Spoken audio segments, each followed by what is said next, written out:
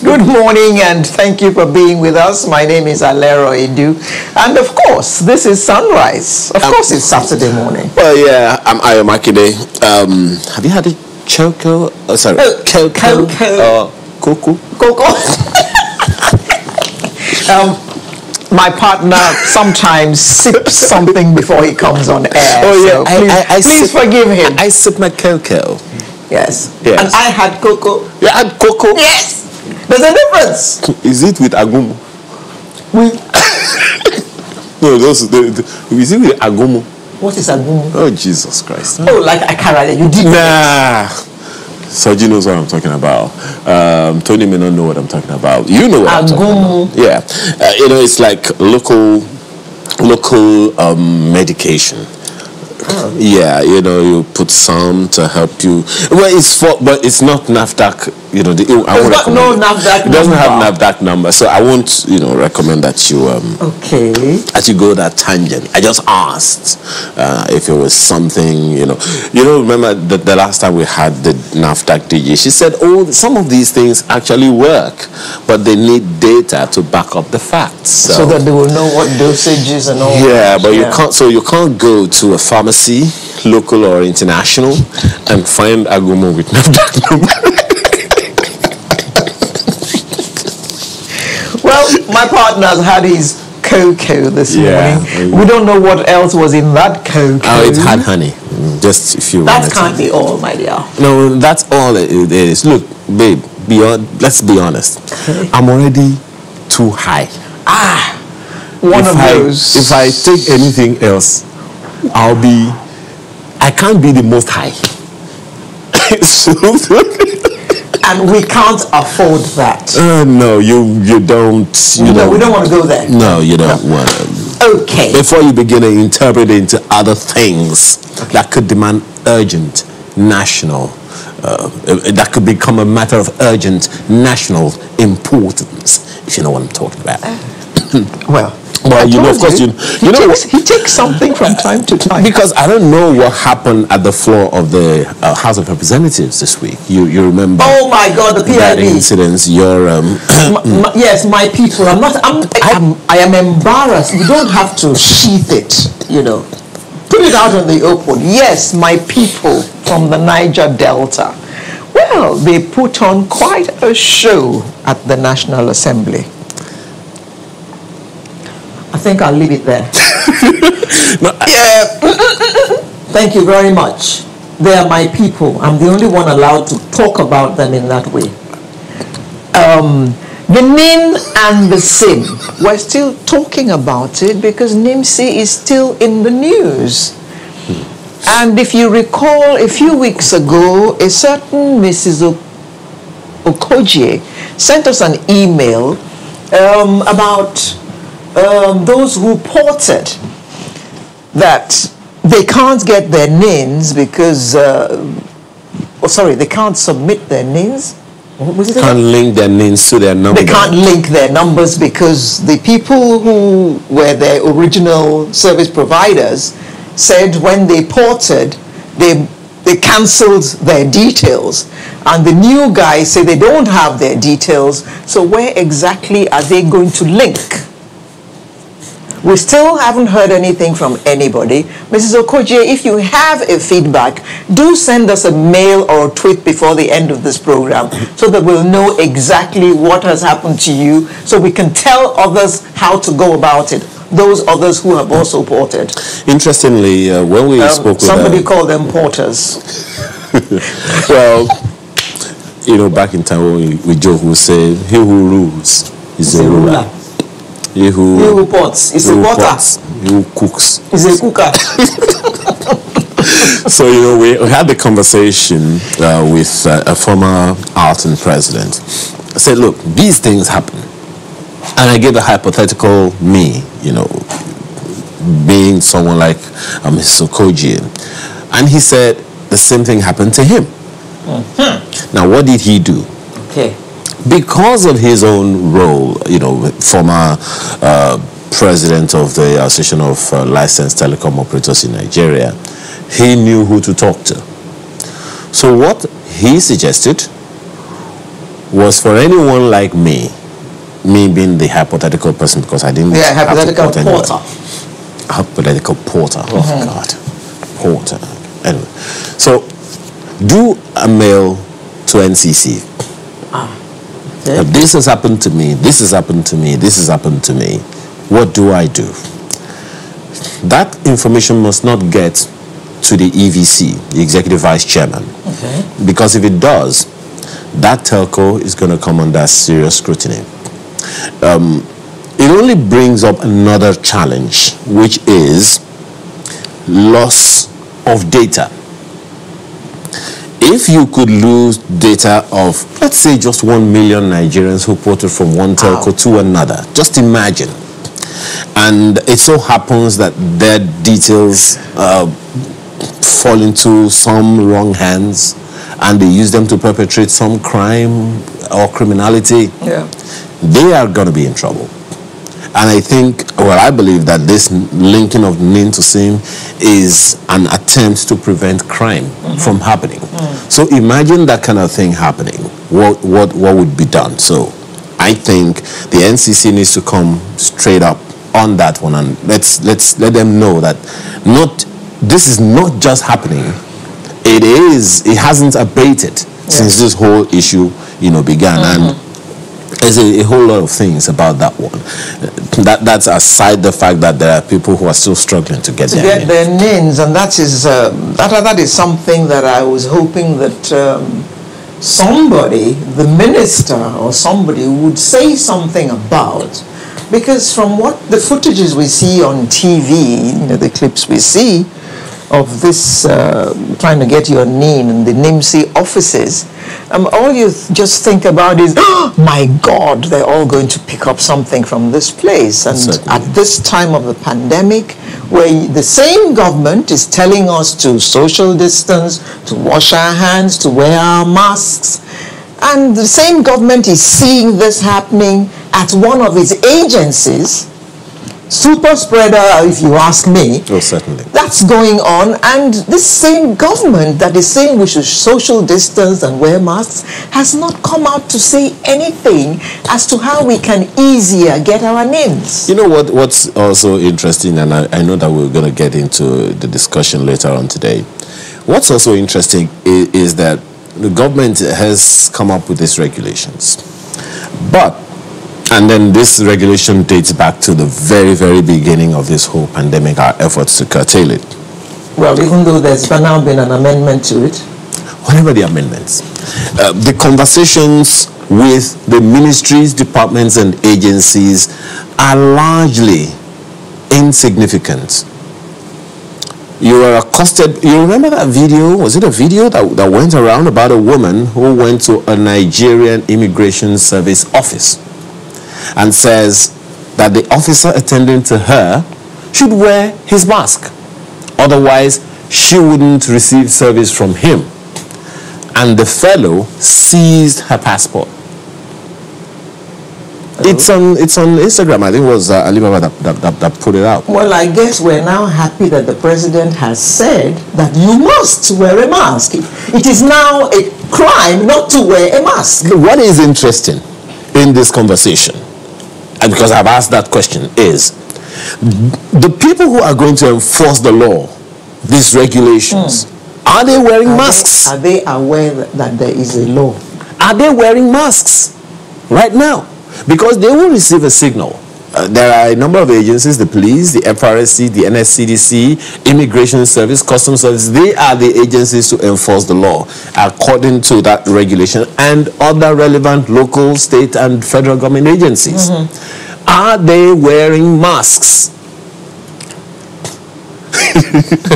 Well, we didn't see your face. So. I didn't say anything. Are they wearing masks? Well, you see them standing along the roads, and you can see that the masks are all under their chin. Yeah, there's like some beard, you know.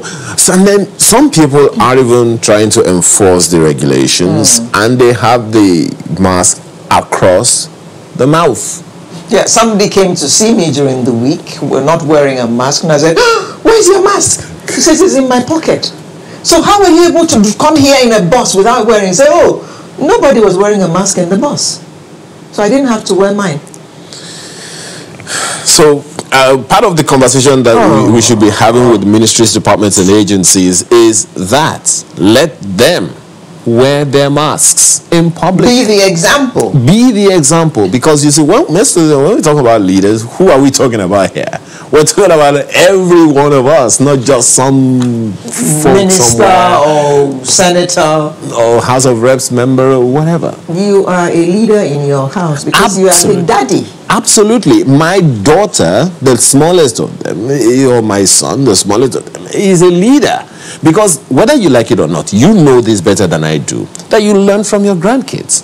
You learn a thing or two from them. They lead you. That regard, for God's sake. And when teacher insists that they wear their mask when they come home, Daddy, you are not wearing your mask. Yes. They call you to order immediately. Because, I mean, for instance, the kind of iPad you used is different from the kind of iPad they use. And you remember the iPad you used. And they know how to use those things. Yeah, but you needed your own, you remember your own iPad. And the Slit. Oh, I didn't see it. Slit. And you had a stylus. Does my granddaughter know? Would she know what a chalk is? I suppose not. My 20-year-old does not know. Oh, okay. All right. But by the way, still on this NIN thing, remember government licensed over 200 agencies, agents to do it. Yeah. Just over the week, one of the telcos, in the course of the week gone by, one of the telcos, put out notice that they want to begin NIN enrollment in 2 cities, Lagos and Abuja, a few centers in Lagos and Abuja. They are about to begin enrollment of fresh people who don't have NINs. Okay. So, first of all, the word is not fully out. They have the license. It is part of what that the license that they received from the federal government. The question is, when are they going to begin to do enrollment, not just linking of NIN to SIM? I'm sure they'll let us know. The conversation that we hear about that one so far is they need to get certain equipment up to NIMSI standard. Well, maybe that's what is keeping them from doing it for now. Perhaps and it's got to be linked to NIMSI to generate the numbers and all that. Exactly. Because so that's the kind of handshake that we're waiting for. Is that what is going to come up from February 9? And we only have 10 days to go before the deadline. So, but I don't know. Will government, according to the analysis of Mr. Gbenga Adebayo, is government going to block 20 million SIMs? Big. And see how big that question mark is. Quite big. Because and service providers going to sit back and watch 20 million subscribers, or are they going to agree to block 20 million subscribers? Because that is a huge amount of income for them. Data, texts, phone calls. At 20 million? That's a lot of money. That is a lot of money. I guess we wait to see. Yeah. If you live in Lagos, the Third Mainland Bridge is blocked again. Just when I was thinking, it's shut. Take a ride. It's shut again, this time for 3 days. Fully. And we hope that this will be the last shutting of that bridge, because that bridge is the life of Lagos. You're very right. It's completely shut now. Going and coming for 3 days. And other bridges are not particularly fully on stream. Not really. To some people, experiences that people will tell you about. And meanwhile, we are still waiting for it's about time, really. What I'm just hoping, Alero, is we never get to a point where we wait for years for the maintenance to happen. It's the maintenance culture. There should be a manual. Absolutely. Yeah. When we interviewed the Minister of Aviation, I think about 2019, part of what I raised with him, don't we have a maintenance manual that this would happen from time to time to time to time to time? And the times are specified? Yeah, I mean, you don't need a new government to do that. Yeah. There is always a government in place. There are ministries, departments, and agencies whose job is to ensure that government is a continuum.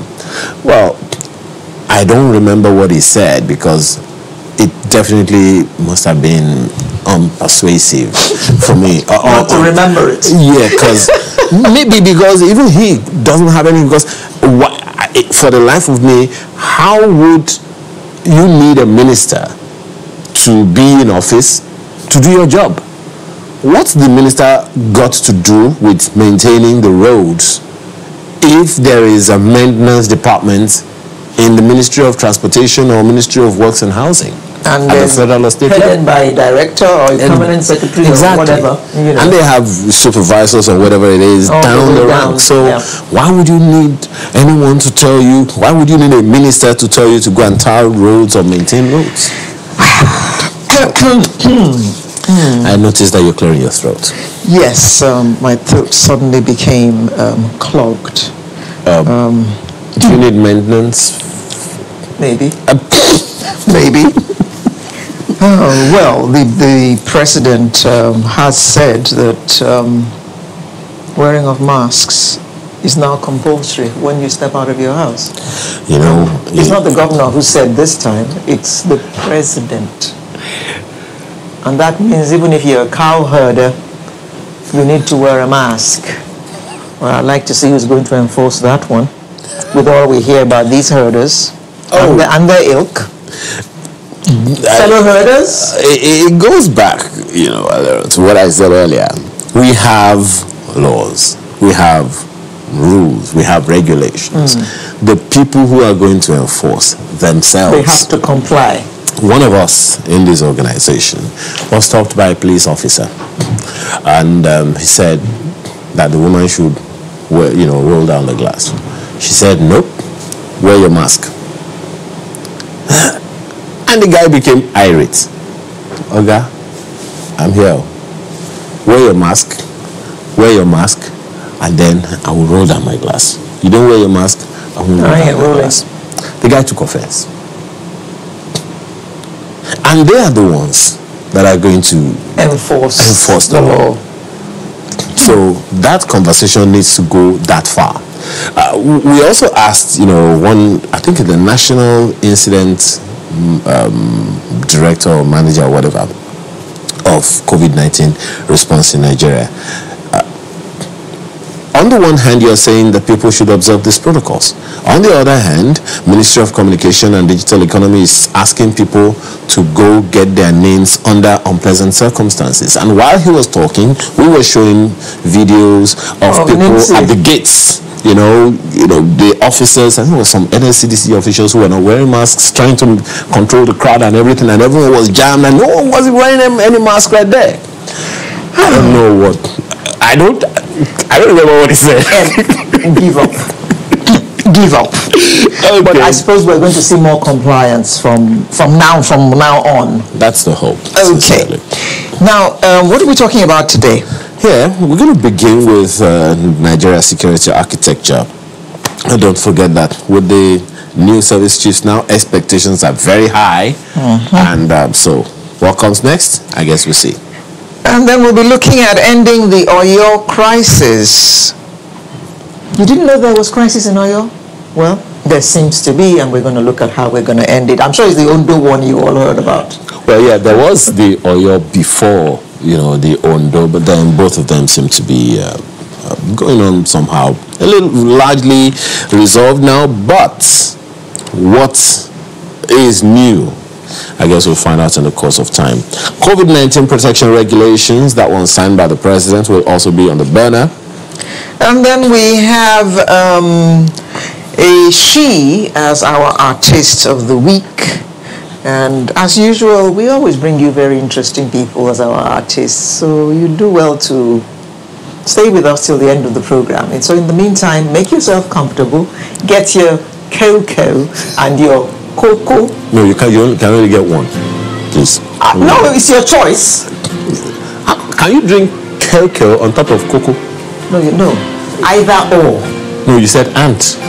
Get your cocoa or your cocoa and be a part of today's program. See you in just a moment.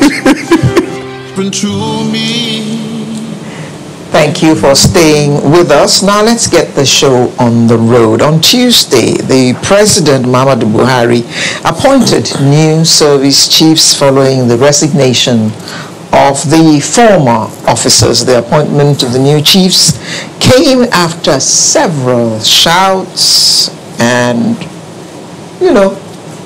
hue and cry, I'd say, concerning the insecurity in the country. And in fact, the National Assembly also added its voice to the hue and cry and the calling of the sack of the former service chiefs. So now that the service chiefs have been changed, we were told that they were not sacked, that they retired. Well, the important thing is that they are no longer there. So now that they are no longer there, what next? That is what we're going to be looking at this morning with General Cecil Esekaibe, a retired military officer who joins us from our studios in Abuja. Good morning. Good morning, Ayo. It's nice to be here. Thank you. And we have a security expert, Mr. Ona Ekomu, who joins us via Zoom. Good morning, Ona. Good morning, Auntie Alero. I greet you. Our in-house security expert. Now, let me start with you, Ona, since you've been on this topic forever. Now that the service chiefs have been changed, what exactly are your expectations? Thank you very much, Auntie Alero. Well, I think the purpose of the change is to renew the impetus of the war against terror. I think really the challenge security has in Nigeria, that is the government has in terms of security, is these insurgencies, if you may, all over the place now. It's not just the Northeast. That's a misconception, thinking that the problems are located in the Northeast. They are on the Northwest. This so-called banditry problem is actually an insurgency going on there. They have, what is the definition of insurgency? It's a struggle with local support. And they are being supported by some chiefs, some big guys here, and even enabled by some state governments in the form of negotiation with bandits. So we've seen this everywhere. The herdsmen crisis in the Middle Belt is also an ongoing insurgency because they are supported, highly supported. And so what I'm trying to say is that we have so many crises, security crises around the country. And so I think the president's primary goal in changing the service chiefs at this time and in also making the pick he did, that's choosing the actors, was to give the struggle against insecurity a big shot in the arm. And get some people who can bring in new ideas, new vigor, and perhaps robust thinking to the problem on ground, and such that we can start winning this war. Because right now, we are stalemated. We are not winning, they are not winning. And so it's a stalemate, and that's not acceptable. We cannot accept a stalemate. We've got to win. So you are a retired military officer. I'll pick on something that Ona said, that the hope, well, his hope, is that these new officers will bring in new ideas and new verve into the fight to take us to where we want to be, as in we want to succeed in quelling this insurgency.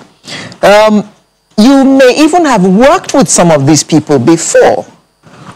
What are your thoughts and expectations of the president's choice?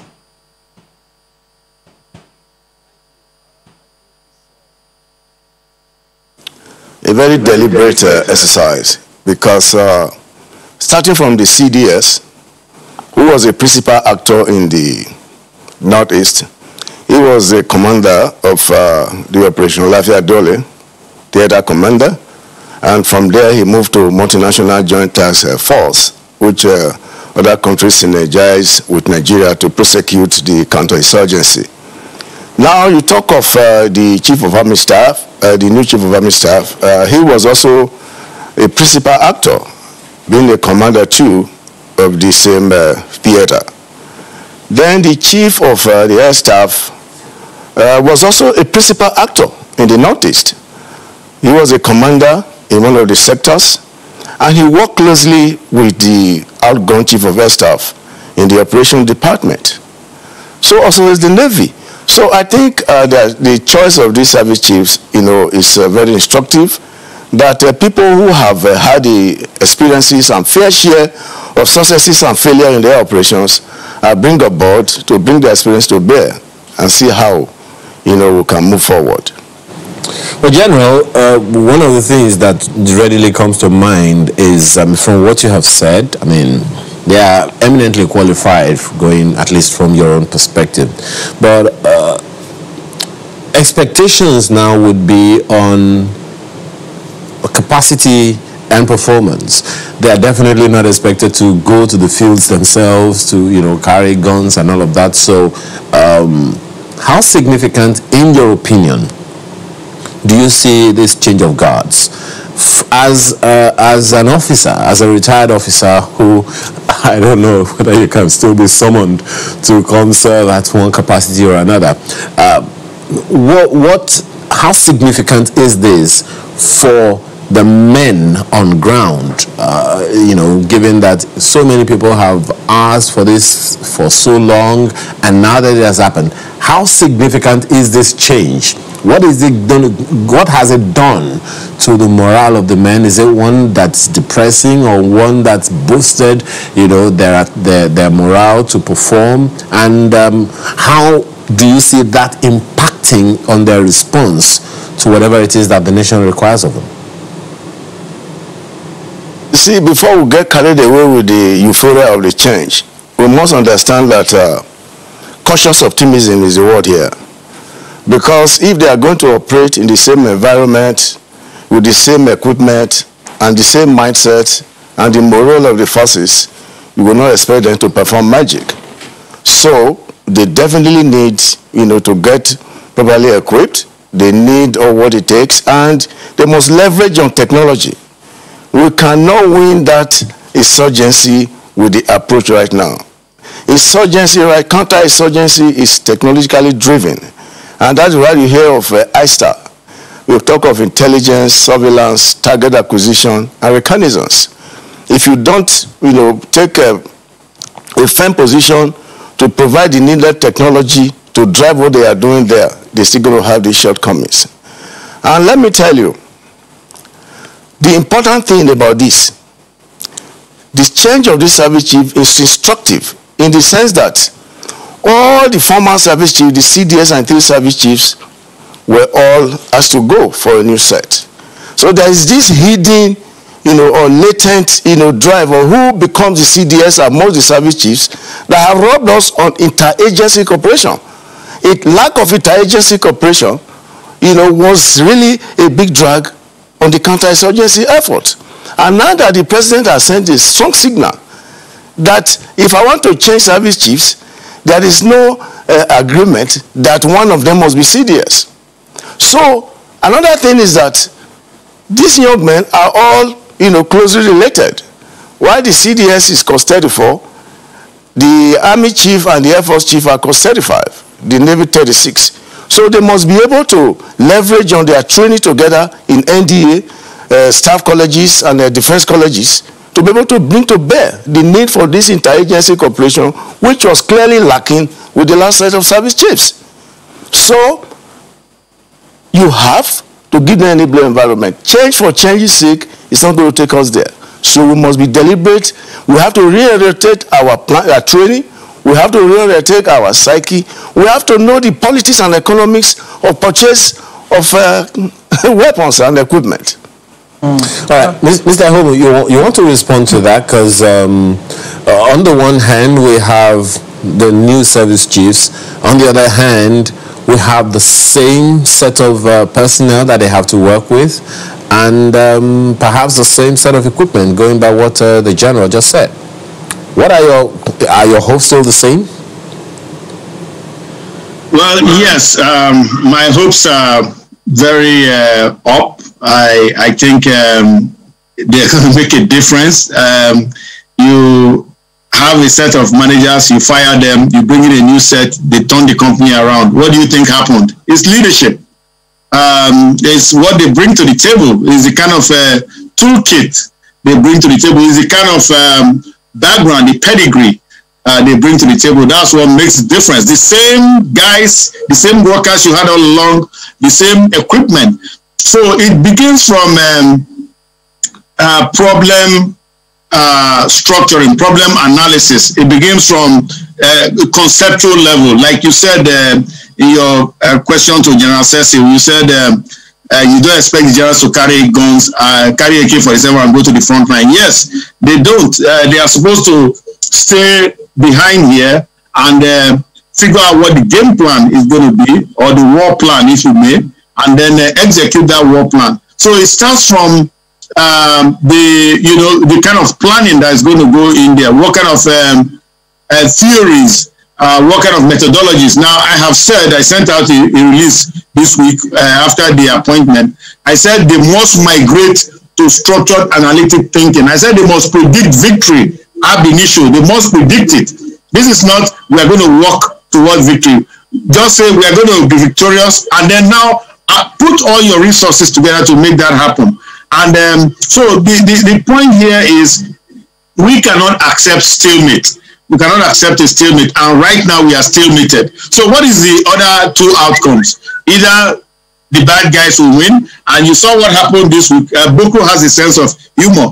Boko went out and attacked a village in Borno State and said to them, oh, just because they changed service chiefs, you think we are going to go away. No, we are not going away. So, you know, those kinds of people, we've got to change their mindset. And the way to change that mindset is to take the war to them, because the thinking before now had been to play defense. We really need to play offense.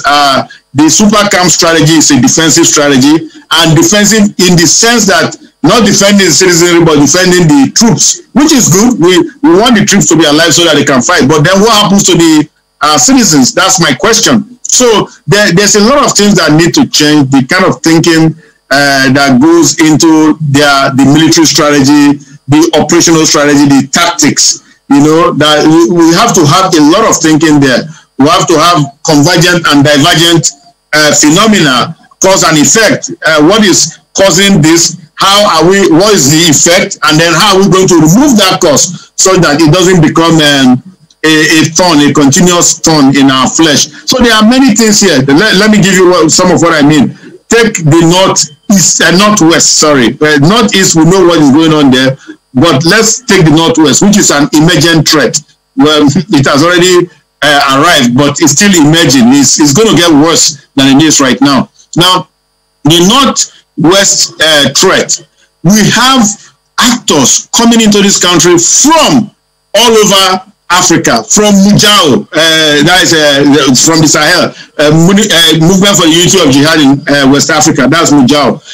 We have them coming from Burkina Faso, we have them coming from Mali, we have them coming from Algeria, you know, and all those fighters are just streaming unchecked into Nigeria. Of course, we have our usual neighborhood threats, that is Niger and Chad. Those guys are still marching into this country, and they without let or hindrance. So we need to dam that. We need to dam that, means block that continuous inflow. Now, a lot of people have said to me, but Dr. Ona, you are talking as if it's only the military. There are many other security agencies, such as immigration, such as customs. Yes, they are there. Well, to the extent that they are not doing their job or doing a good job of preventing this continuous influx or in-migration of fighters, then something has to be done, because when they get to Nigerian soil, they are going to be killing Nigerian citizens and perhaps even Nigerian service personnel. We don't want that. So that's the whole point here. So we really need to have a new thinking. Like I heard the new CDS say yesterday, say you must add value. So how are we all, Sister Alero and my brother there at the studio, and certainly General is a military thinker, he's a great guy. How is every Nigerian going to add value now to this fight against insecurity in this country? That is the question we should be asking. But in terms of the service chiefs, their personnel, their material, that's their equipment, their munitions of war, yes, it might remain the same, but you are going to get different results. It depends on the thinking. It depends on the intellection. I'm staying with you, Ona. You are mainly talking about Boko Haram, but across the country, there's banditry, there's all kinds of criminality going on, kidnappings and all that. All that will also come under the purview of the work that these new service chiefs have to look at. What are your thoughts about how to sort those out? For instance, during the week, we saw a video that went viral about kidnapping going on the Benin-Ore Road. Those kinds of things are also going on in the country. Thank you, Salero. Those are all on the table of the new service chiefs. Certainly, there's no, because, you know, when you have some kind of an encounter, some kind of a situation of insecurity that exceeds the capacity of local law enforcement, then the military has to take over. And that's why we have JTF. JTF is Joint Task Force Operations in 35 states of the country. I think somebody was telling me the other day that it's now 36. So, and the Federal Capital Territory. So, you know, you are right. All these threats, that's why I described the Northwest banditry, that is threat, as an emergent threat. It hasn't reached the level of Boko Haram yet, but it's getting very close. And if we don't treat this cancer, it is going to kill the organism. It's going to just blow up, you know, more than it is right now. And it's a concern. So what is really the implication of this threat that has now metastasized around the country? The implication of it is that the military is going to have to stretch its resources. Now, is the stretch of the military inelastic? No, it's not. So the commanders, the chiefs, they have to come up with new strategies of how to,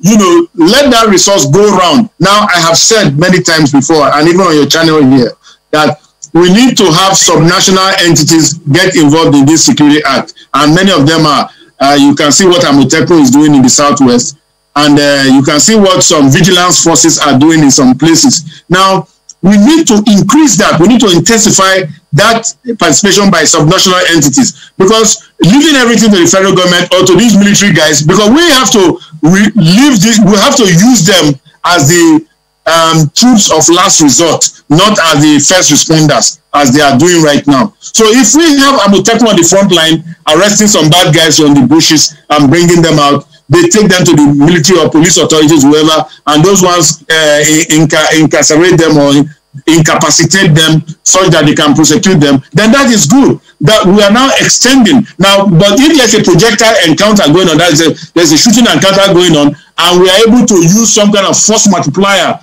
to get the authorities notified so that they can get to the scene, then they can bring that firepower. But we don't have how many? We have only 100,000 of them. So we don't have an inelastic number of military resources to put around the country, you know, as it were. But we can use them in a smart way to enhance the national security of this country. And I think all state governors, and not just buying hillocks for police, all state governors must become involved in developing some local capacity. And the Inspector General has given a leeway already. He says, get your community policing initiative up. You know, so get these vigilance guys. Ona, I beg your pardon, Ona. I do beg your pardon. When we return from this break, you will conclude on those thoughts before we go to the General. Stay with us.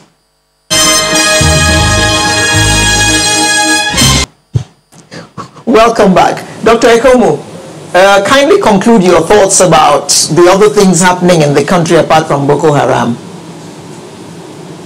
Thank you very much, Dialero. So I was saying that we have local governments right now in Niger State, Zamfara State, that are under, even Katsina State, that are under bandit control. So I mean, just not a lot, but a few, but they are winning in those local governments, and they are, in fact, let's put it this way, they are ruling in those local governments. So I would expect the local government chairman of those local governments to organize their own vigilance capabilities. In Katsina State, you have the Young Kasai. Let's empower these people. Instead of paying money to bandits that they will use to buy more guns from Libya and come and kill Nigerians, we should use those monies to enable our local vigilance forces fight. Now, I have said this also here on your channel many times,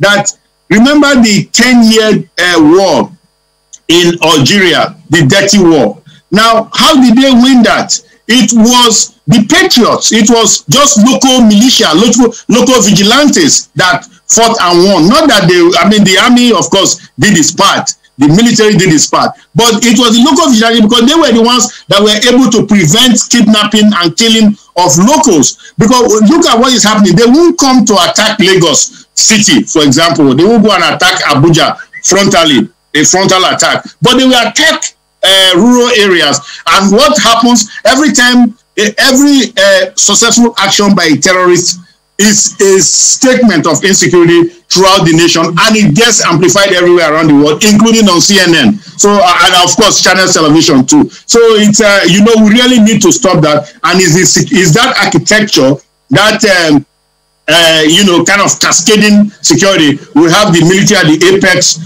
We have state resources like IGP Adamu has said. Governors should set up their own vigilance forces. So you now have Amotekun and that. Then you still have at the base a vigilance force which is funded and organized by local governments. Now, what local government chairmen do right now, they run away to the cities and go and hide. Well, they should be stripped of their positions and their funds, because you can't stay in the city and be spending the money while your people are dying in the countryside. It's immoral. Well, that makes good sense. Perhaps gives them some KPIs. By the way, that's something that we haven't talked about. Well, we've since been joined by Colonel Yomi Dare, who is also a retired military officer. Thanks for joining us this morning. Thank you very much for having me on board. Yeah, you know all this conversation about the retired service chiefs and the new service chiefs that have been nominated. Which appointment is yet to be verified or certified by the National Assembly. There are those who think maybe it's a good idea to give the service chiefs some key performance indicators. What's your take? Well, thank you very much. I think it's indeed a new era in the security architecture. Talking about giving them indices for performance, I would like to say here that these new appointees, they have been in the system, and I don't think there's anything really new, in the system that they are not aware of. Everyone is just that I really feel for them, because the expectation of Nigerians is very, very, very high. There has been so much hue and cry since the appointment of the outgone service chiefs for their replacement. Yeah, and finally, this has come to be. So you can imagine that all the things have been reeled out. They have a long list. They'll have a long list. So I don't think there's any need for that. Yeah. I want to believe that.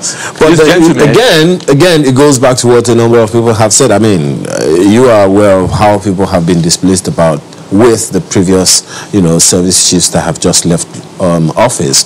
So perhaps their thinking is, maybe it's because no one gave them any KPIs. They just keep doing what you're doing, fight insurgency. Okay, we are fighting insurgency. Terminate it at any given time. There isn't any such thing. Attain this particular milestone before such a time.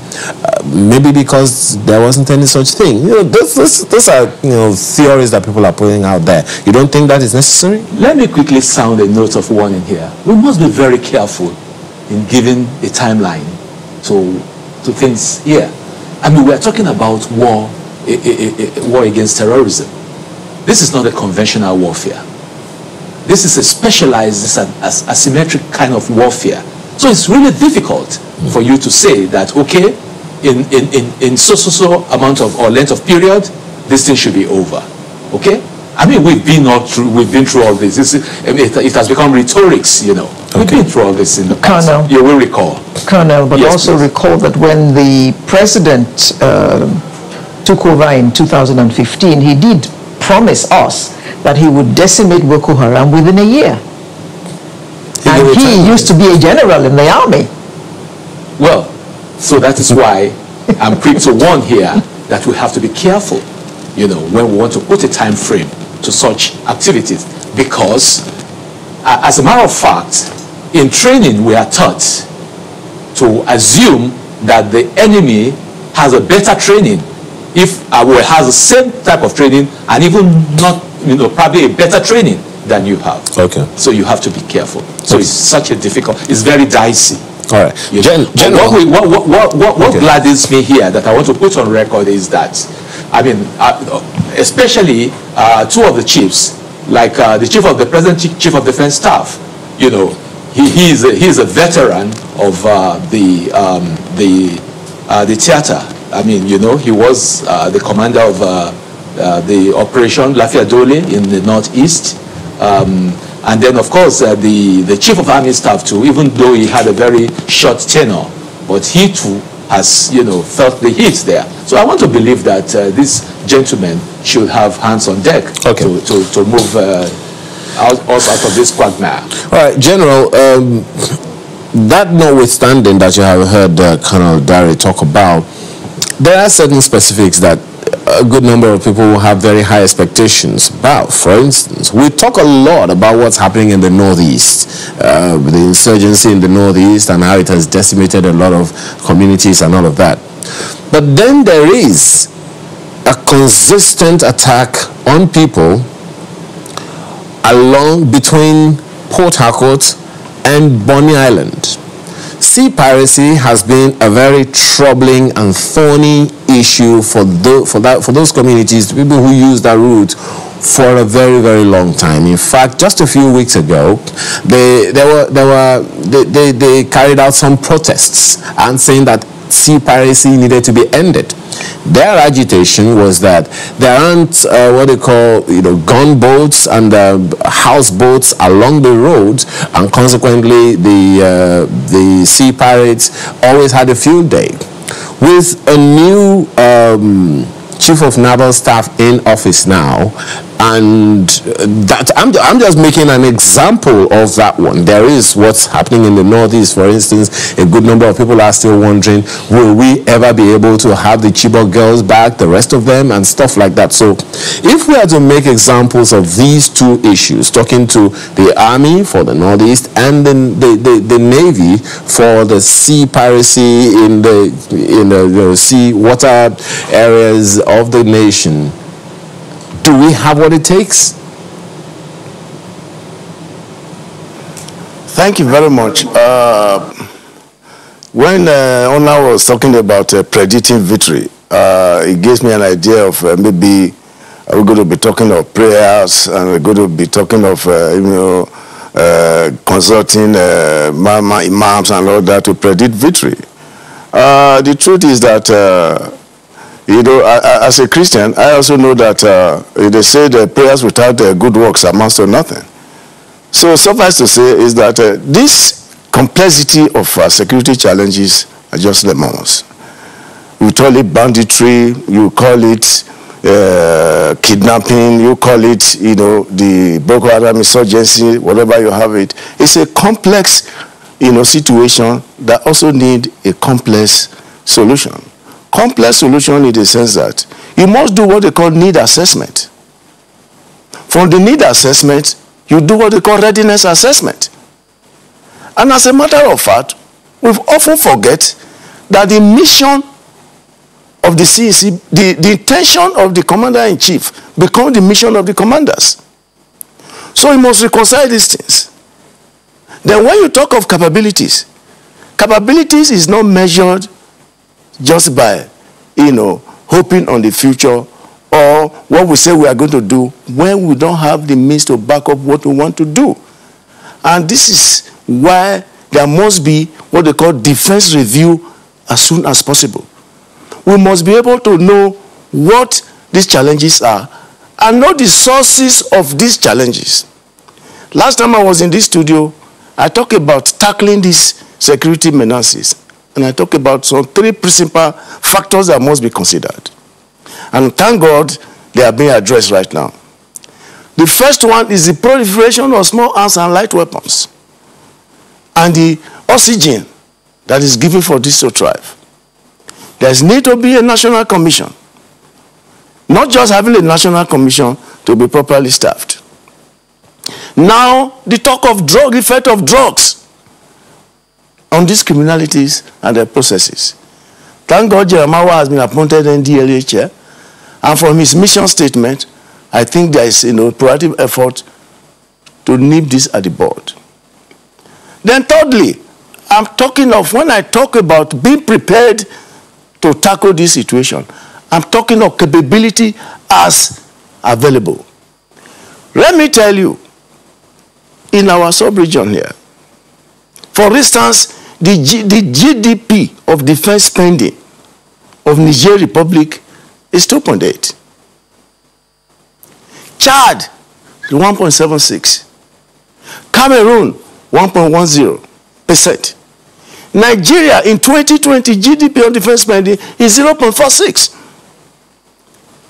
Whether you made first class in West Point or in NDA or whatever you train, you cannot fight with empty hands. According to General Wavel, no army moves with empty stomach.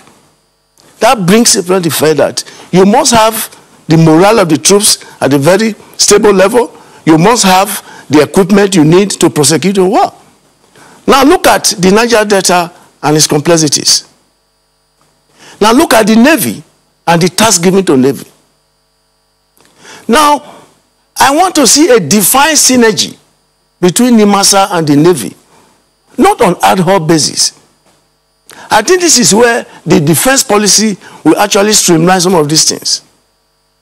I have to have a national security strategy now.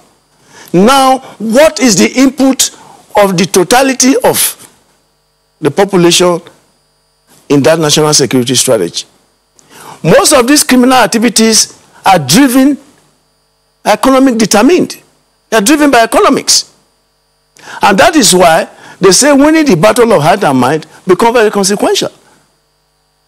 If you put the whole Navy on the sea, they don't even have the personnel anyway to be able to man the territorial waters. Because of this economic determinism, people are still going to come up from different areas to pose the same challenge. We talk of kidnapping. It's the same area. But one thing that is clearly lacking is what they call holding people accountable. I'm here to see how many kidnappers that have been arrested, tried, and prosecuted, tried, and jailed, which may serve as deterrent to others. In the sociology of crime, the cost must not outweigh the benefit. Okay, if the benefit outweighs the cost, it continues to thrive. But when the cost is prohibitive, the crime will be less. We should stop sermonizing and take security in totality. And that's what they call smart power. Military approach alone will not help. You also need the battle of winning the heart and mind. So a combination of this gives what they call smart power. Because a hungry lot are very, very accessible for recruitment for all sorts of criminal activities. Whether in the Northeast, in the Northwest, and this, we must have a holistic approach. Then, the ad hoc arrangement I was still talking about. What training does a state governor have to negotiate with criminals? Once you negotiate with criminals and give them money and you think they have surrendered weapons, do you even know the type of weapon they have submitted to you? Do you know the functional status of that weapon they submitted to you? All these are just showmanship. Let us face this thing holistically. Now the government has redefined a new process, appointment of service chiefs, reorganizing other complementary sectors that will help, to form this national security strategy we are talking about. And let us see the mindset of Nigerians. Like I said, these service chiefs are not coming from Jerusalem or Jeddah. They are Nigerians. Konadare said they have been in the system. Yeah, they have been in the system. They are part of the processes and all the things of the system. It will look as if the outgoing chief never has strategy. They have strategy. But let us put our strategy into effect by giving the enabling environment, the tools and equipment to prosecute this counterinsurgency and the attendant security calculations. Now, Dr. Ekomu, you spoke earlier about the influx of all kinds of people into Nigeria, and you mentioned a few of the organizations to which they belonged. But you security people have often told us that Nigeria has a lot of porous borders. So how do we go about plugging these porous borders and ensuring that all and sundry are not coming into Nigeria to perpetrate all kinds of crime? Thank you, Auntie Alero. I think I have called for before the recruitment of a 10,000-man special marshal group that will line the borders, that will man the borders. We have 1,000, almost 2,000 porous borders into the country, footpaths, those kinds of things. But much of the problem we have is that the ECOWAS treaty, which grants free movement to citizens of the sub-region, is a problem. Now, the recent border closure, which has been partly reversed, was not successful in stopping citizens of the sub-region from entering, particularly people who claim to be herders, and particularly the that's the northwest borders, and then that's the Niger borders. So there is so much movement of all kinds of threats into the country from those areas, and there must be a concerted effort at putting resources, and that's why I called for that 10,000-man special marshal group. Now, even if the Immigration Service doesn't want to hire all those people, they don't want to bloat their budget, but this is an existential threat to Nigeria, and I think we should look at what is going to harm us perhaps irreparably and do something about it. But right now, we don't even understand that to be a problem. We just think, oh, they are our brothers from around the sub-region, let them come in. But they come in and they are carrying AK-47 inside their Okada. That's how you get all these 100 Okadas attacking a community in Zamfara State and sacking the place. Look at just a day before yesterday, we lost about almost 100 persons to bandit attacks in the tri-state area, Niger, Katsina, and I think Zamfara also. I mean, that's too much to bear. Why should, terrorists come in and kill these people here, and it doesn't really bother us? It's like, let's appease them. That's not going to do it. That's absolutely not going to do it. But Dr. Aromo, you've raised some germane issues again, which seem to reiterate something you said earlier, and which General also referenced. But it's something that I would also like to take you on when we return from this break. Well, thanks for saying this. Dr. Aromo, you spoke largely the other time about involving local governments. Valid and granted, but then you also emphasize the need to involve the locals at the bottom, so to speak, of the security architecture in Nigeria. But then the question you want to ask is this something we can use as a blanket recommendation? Yes, it worked with the civilian JTF, in the Northeast. But what would you say for the piracy issue in Bonny, Port Harcourt, Bonny, Kingdom Route, for instance? How will the locals play any role? Thank you very much, sir. It's a different threat and it's a different environment. While the locals can go into the bush and look for threats there, that's look for the kidnappers and other people who are intent on doing harm to Nigeria, say in Osun State or even right now in Ondo State or Edo State for that matter. In the littoral environment is slightly different. Now, certainly, you can have local patrols. That's locals patrolling. That means if people are embarking on the journey from Port Harcourt to Bonny, just to reference what you referenced just now, you can have some local guys with perhaps armed personnel. It can be government GSF, government security personnel on board with them, just like it's done for the IOCs. The IOCs, most of them are not being protected. They are all protected by the Nigerian Navy when they are moving assets or when they are drilling. But a lot of the infrastructure is provided by private security. So don't kid yourself in thinking that Navy has enough assets to protect IOCs when they move around their drilling assets and all that, and when they run their operations in the littoral environment. So that's the same thing I'm saying here. Thank you for that. Sorry, one. No. We lost you for a second or two. Have you concluded your thoughts on that matter?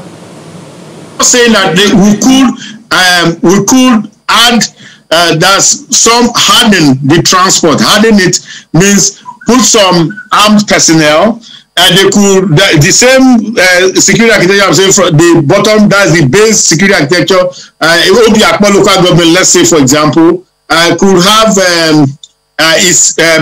provide the what do you call it, vigilance forces, and they would escort boats, and there will be kind of a timed boat travel, so that all the boats that are moving over, they are escorted. It's like when the IOCs move, they put naval boats in front. Now you don't have enough naval access. That's what I'm saying, to protect all transportation. But you could have local assets to fill in between. And I mean, what these people capitalize on is that they are attacking soft, undefended targets. So if we harden the targets a bit, they'll move somewhere else or they'll be discouraged.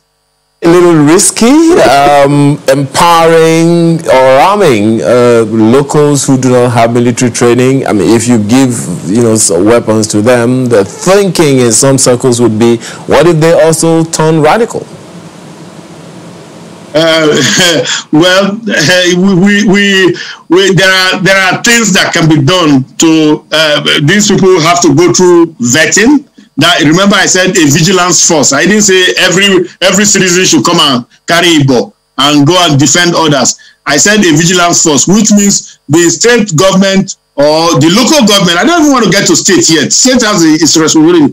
Obiakpo local government, that's what I'm calling. Obiakpo would get people, they will be vetted by the police system, by the security system, even they will get some DSS training, and they will now provide that cross river transportation for those people, and they are, they'll be licensed and they'll be known. So they cannot become the problem, or they should not become the problem. We have to go to a system where after all, the soldiers that you are referring to, they are citizens of Nigeria. They are not from the moon. They are citizens who are vetted and trained to provide the service. We can also do that with people at the bottom of the totem pole of the security ladder. Dari, I beg your pardon, Colonel Dari. Maybe that's something in the offing. Who knows? There are two things that he has spoken to now. Number one, the involvement, role, or functions for state governors or governments across the nation. Then he has also spoken to that interagency collaboration. In all of these conversations, we have sparsely mentioned the police. And according to the Constitution, we know the role the police is supposed to play in internal security. Would you say that we are overly stretching the military for this function? Absolutely. Absolutely. In fact, you just took that out of my thought. I mean, the military, for crying out loud, specific functions of the military is to defend the territorial integrity of the Federal Republic of Nigeria, and then also assists when called upon, that is insurrection and what have you. As is the case now. Well, yeah, well. You don't think it's the case? I really don't think it's the case, because I believe that some of those things are still, in the purview of police or policing. And that's why we must, still consider properly the issue of community policing and state policing. Honestly. Because, I mean, what we just succeed in doing lately is overexposing our military. So you don't think that the call for the change of guards in the military would have played any significant role in stemming the tide of insecurity in the country? Well, I haven't said that, mark my words. I haven't said that. But of course, under normal circumstances, the change of guard was quite appropriate, because ordinarily in deployment in the military, I mean, there is an expected, period that, personnel are expected to stay in certain position or ranks or appointment, such that they will give room for others too, because the pyramid, okay? So I haven't said that. But what I'm saying here is that, I mean, the military is overstretched. And the military is further exposed because we talked about interagency collaboration or cooperation. Here, people have roles to play. For example, as Dr. Ona mentioned, we have over 2,000, borders. So that what we're saying is that our border is porous, and these borders should be manned.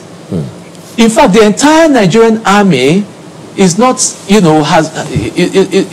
if you march out to roll out the entire Nigerian army, they cannot, man or manage the situation we have at hand here, because by the time you are moving them from this place, you are also exposing the other flank. Okay, so allow them to face their primary function. Okay, so you have the custom, you have the immigration they should be called upon to do their job. And I am not for creating another special marshal for the borders, because here you probably will start having duplicity of efforts here, and then probably so why can't we just manage and take care of the welfare and fund what we have right now, rather than proliferation or creating some other bodies. Okay. I mean, that's just what I do you think that the police is making any impact in this war that we are fighting? Well, I think they are within their training and their resources, or what they are allowed to do.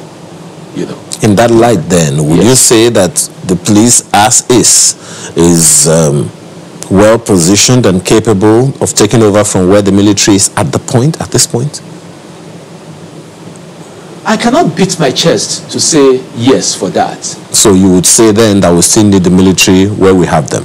Absolutely, we need the military. Okay. But the military should kind of take some back position and then the police should come forward and do what they need to do. General, as we take this home now, you talked about needs assessment the other time, and the question a number of people might want to ask you is, given the variety of the challenges that we have on our hands, banditry, armed robbery, kidnapping, sea piracy, and the rest of them, talking about needs assessment, what is there, do you think it makes any sense for us to prioritize one now in the light of the challenges that we have on our hands and the limited resources?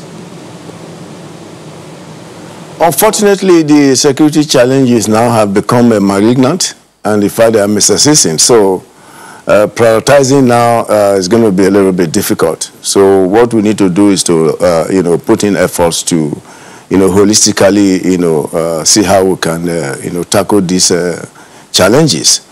And if you look at what my big brother Daddy was saying, is that, the military has been overstretched. And I think about the 36 states now, their presence is just there. And secondly, thirdly, the police, seem to be incapable of addressing the internal security challenges, and not because they have failed, just because they don't want to do their job, but because of the same inadequacies in equipment, in training, and manpower. So let us look for a holistic approach to these issues. Now, the whole thing has been complexified, that withdrawing the military now to say, police, go and do your job, will be a full paradise, live in the full paradise. Or let us tackle the situation and stabilize it before we now start to re-emphasize, the statutory roles of police, the statutory roles of the military, vice versa. It's a complex problem. Let us look at, when I say need assessment, what do we need to do and how are we going to do it? And I followed up by saying readiness assessment. If you know that we have in the security calculation gamut, banditry, kidnapping, the insurgency and terrorism as they are, what are we supposed to do to tackle this? And evidence has shown that military approach alone will not solve this issue. And let me take you for instance. Somebody was talking about getting the locals, to help to stem some of this, the tide of this insecurity. A hungry local and a bandit or a kidnapper gives a local 50,000 naira. How are you going to cut his loyalty? How are you going to cut his patriotism? There is a disconnect between our value system and the need to survive. So if you don't tackle that, we're just going to be wasting our time. If you bring 1 million local and vigilantes without, appropriately kitted, nobody fights with hunger. We must address this issue. It's a fundamental thing. Out of time now, so I just have to take your last word on this in one sentence, please. Your last word, General. My last word is that the new service chiefs have been appointed. There is so much, so much jubilation in the air, but I emphasize cautious optimism. They need the tools to do their job, to make a difference. Thank you. Dr. Ekomo, your last word? I have a last phrase: soft target hardening. Harden the soft targets and the threats will go away. Colonel Dare? Well, I'm here with you.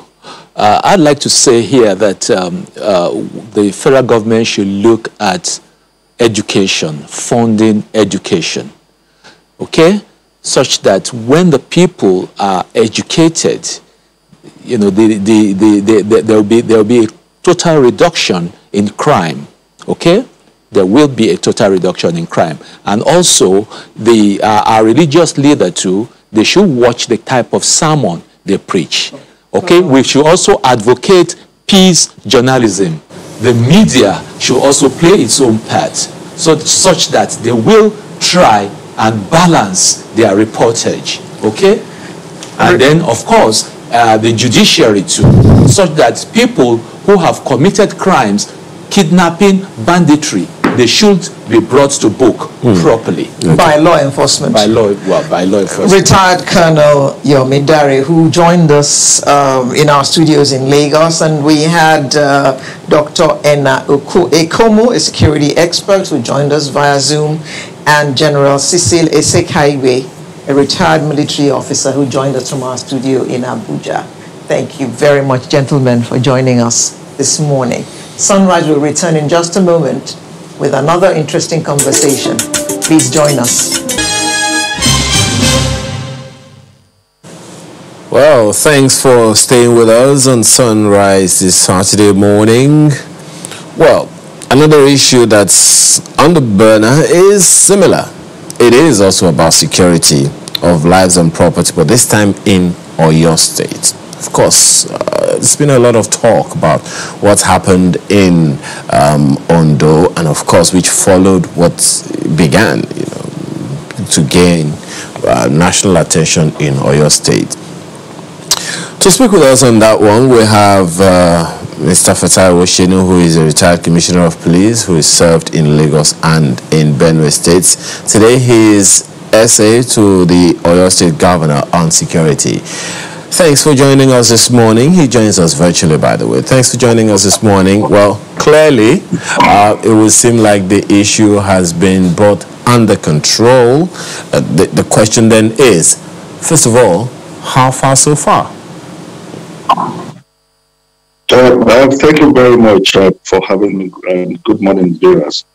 Like you have mentioned, the incident has been brought under control. Measures have been highlighted. Measures have been put in place. His Excellency the Executive Governor of Oyo State has rolled out a lot of measures. So it's just putting those things in effect that we're on to now. Another thing that's made the news over the past week is that there was that security meeting in Ondo State, that had governors of the Southwest. Of course, the governor of Oyo State was also at that meeting. You want to give us a brief summary of what happened and how that is going to be domesticated in Oyo State? From the communique that was issued, the main focus is to give effect to the anti-open grazing law. In Oyo State, the law has been enacted. His Excellency the Governor has signed the law. We started at first with doing enlightenment, educating all the stakeholders, and other measures that are put in place, which I would say is already encompassed in the anti-open grazing law, is the issue of banning of nighttime grazing, the issue of using minors to graze, and of course it's been also mentioned in that the forest reserve too should remain what they used to be, the restricted places that they will not go and be grazing the cattle there. And of course, moving on from there, each of the states has been asked to put up a sort of committee that will work on this in order to give full force to those things. And part of the following up is the visit that His Excellency the Governor of Oyo State had made to Abuja for us to have a reinforcement of the critical elements that will be used in putting effect to the communique. I would say that it's a starting point. All the stakeholders, all hands are on deck. Just yesterday, the Commissioner of Police in collaboration with other security heads, at the meeting of stakeholders, and the attendance was overwhelming. Quite a number of people that came have put their mind in it to say that this must work. A critical element that we need to look is that, yes, we can put in all these communicate that we're going to do this and we're going to do that. I think a critical element that we have to look into is the issue of trust. If you follow, this is just coming from the Southwest. In other places where these things have been happening in the North Central, even at the national level, discussions like this, interactions like this have been held. And at the end of it, you will see the mistrust. Because I think there is a newspaper this morning that said, some elements that say, some element of Fulani Help Me Courage, that said, all the measures that were put in place, the communicate that they are not part of it, it's not for them. And this is one thing that has always happened, that interactions will be held, measures will be read out, and when it comes to implementation, you see people deviating, and some people trying to dissociate themselves from what they had agreed on. This is not going to help us. In addition to the fact, part of the mistrust is that you go talking in a forum like that, and before you know it, some elements are building up arms to say, it is the culture of some people to always retaliate when things happen. So we must seriously work on this element of mistrust among the key stakeholders. And that is why we've not been able to move ahead with the issue of herdsmen and the indigenous farmers clashes all over the years that we've been on it. We must have the political will at the national level to give backing to the different states so that we'll be able to put these things to the dustbin. And it's also critical that even while we're doing this, what deliberate efforts are we making to modernize our farming system to ensure that all year round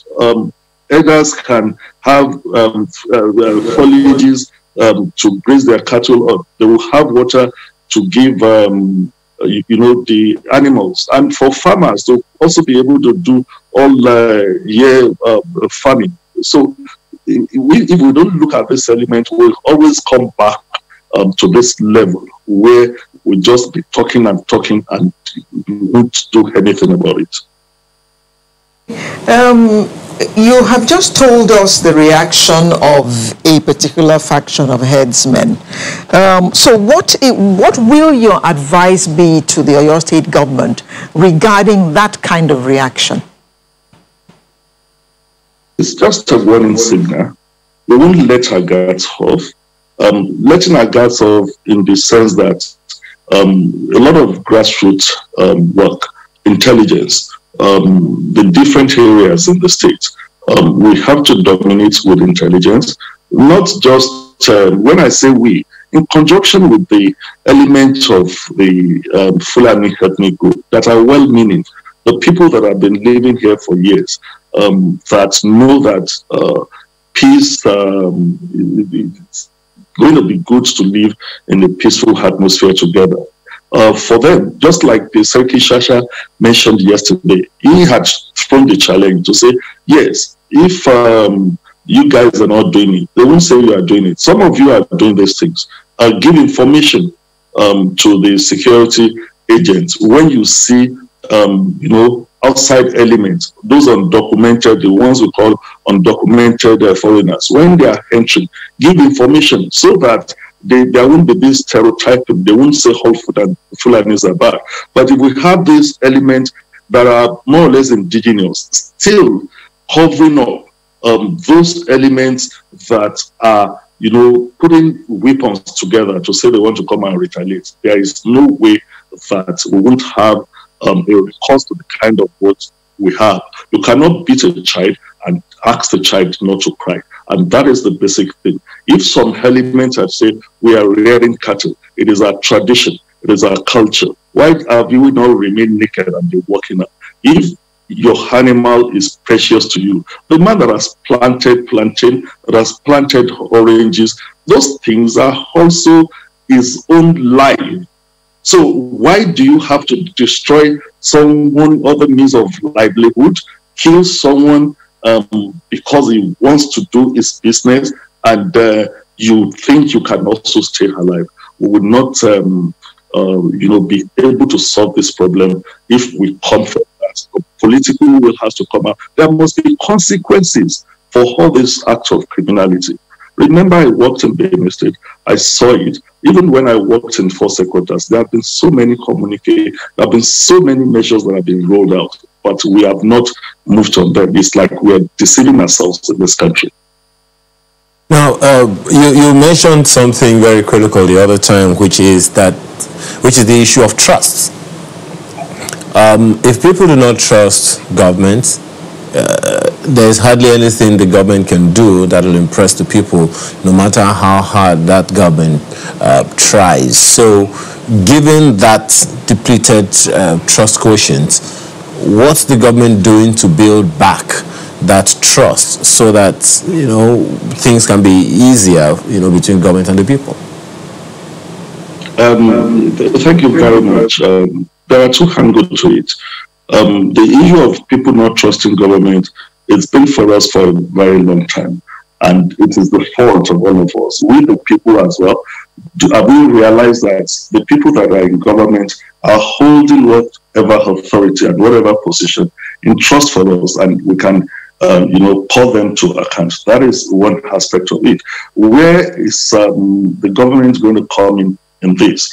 If you ask that, okay, we don't want people to graze animals openly. There must be that strong commitment, strong input. They've sent, in the course of all this discussion in the past, they've sent people to other countries to go and look at how they have been cohabiting without fighting. And we will spend a huge amount of money to do that. When it comes to translating them into action, then you will see how lackadaisical thing.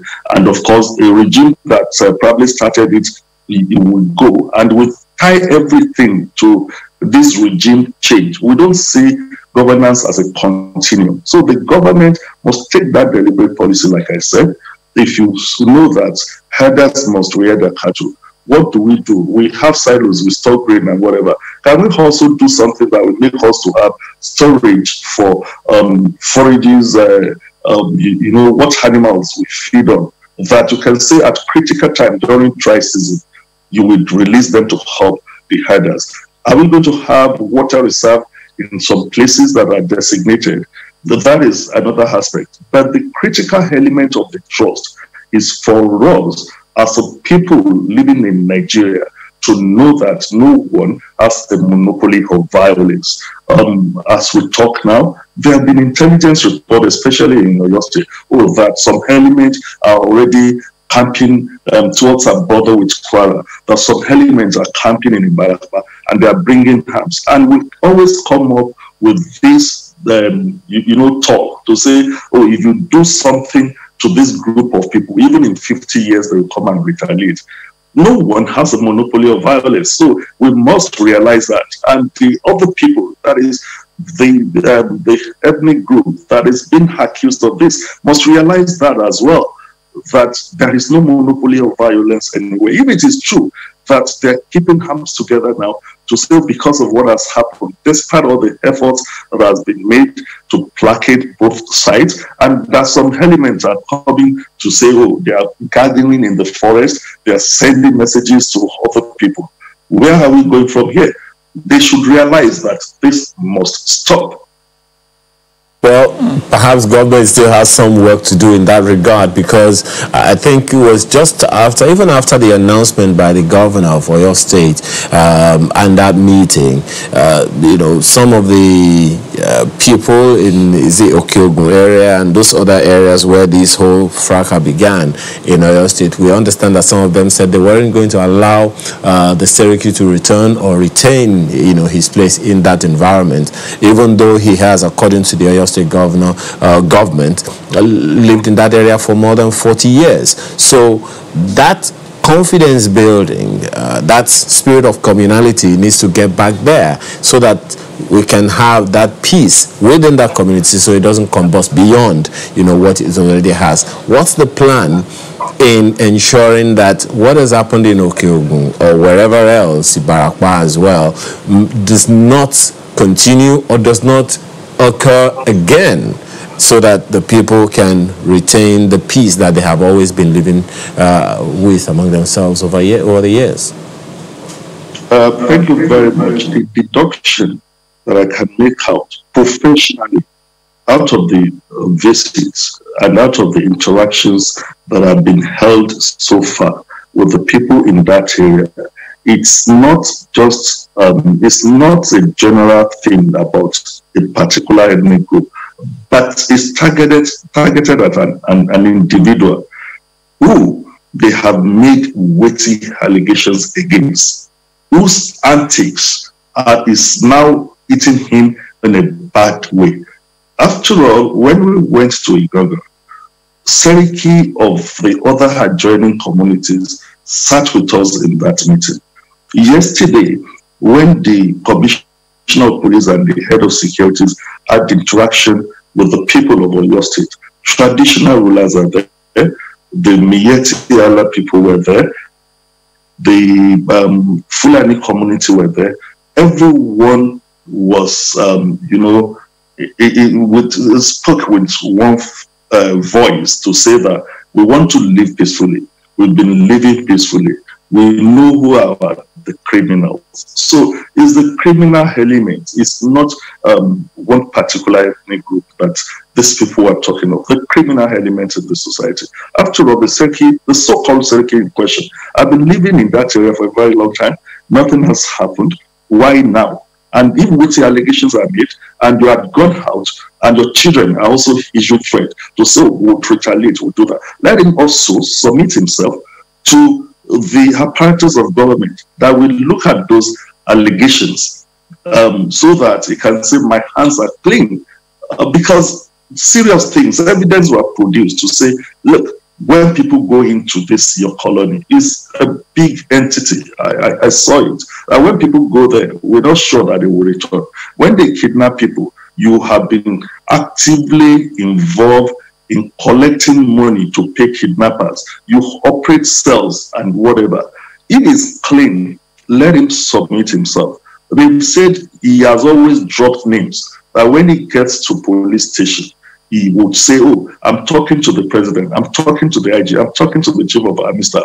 And at the end of the day, the people felt that they weren't getting justice. And what is the build-up to this? It's part of those antics. When the state took that step to say, oh, the stakeholders should work together, the Miyetti Allah had said, look, we'll rear our cattle peacefully, but we know some elements that are coming in. We know some of us who are our leaders that are also conniving with this criminality. Let's go into the forest. We know where they hibernate. You know, when they started that operation in conjunction with Amotekun, it's not an Amotekun solo operation. It was a joint one with element of Mark Ban, who said they can identify the place. And this fellow came up to say, Amotekun are killing my people. When some of his people, the ones that you would say the good ones, were part of the operation, it also opened our eyes to say that even within the ethnic group, there are clashes. How many of them are taking this person as their leader? How do they see him? What's the perception of him? Some of the Fulani ethnic group people that are rearing cattle also have allegations against this man. So it's just not about making statements. Just like we're saying, and the governor of the state has said, criminal elements should be brought to justice. So if allegations have been made, rather than issuing threat, inciting violence as well, he should bring himself forward to say, this is me. These allegations that they've made against me have not been made. Very quickly. Yeah, very quickly, Mr. Oshenu, before we go, pardon me for jumping in. Is there a plan to deploy any unit of Amotekun or local vigilantes or community police to those areas that have fractured peace right now to maintain the peace? They are already on the ground. Okay. As the Excellency Governor Seyi Makinde put it, we are just rejigging. We are just, invigorating them. We are saying that, okay, we've seen that this trend is getting high. Can we have more number? A threat analysis is being done. Okay, maybe the number we have are not enough. Maybe we've not done inclusiveness of the stakeholders, the grassroots, and everyone has to do it together. The farmers, constituency, the herders constituency, and the people in those areas. So it's just a reinforcement, upgrading what we have on ground before. And that is what the governor is talking about when he's talking of reinforcement, adding more people, and asking Mr. President to say, Oyo State is vast, we have an international boundary. We would, professionally, I would even say, Oyo State required not less than 4 squadrons of Mui units in order to be able to have more firing power and, of course, strengthen our intelligence as well to be able to address the situation. Yeah, well, most certainly there is a lot of work to do because we haven't even been able to talk about the foreign invaders that the government has spoken about, as well as the traditional rulers who you have said aid and abate some of these criminal elements. But we have to thank you very much for sharing your thoughts this morning and wish you all the best in ensuring that the needful is done to maintain the peace. Thank you so much for having me. And thank you so much. I wish viewers a nice weekend. Yeah, you too. So we're back in a moment to take on another issue this morning. Do stay with us. Welcome back and thank you for staying with us. Now on Wednesday, the President Muhammadu Buhari signed the Coronavirus Health Protection Regulation 2021, and it is a move targeted at strengthening Nigeria's efforts at combating the disease which has infected more than 100 million people globally.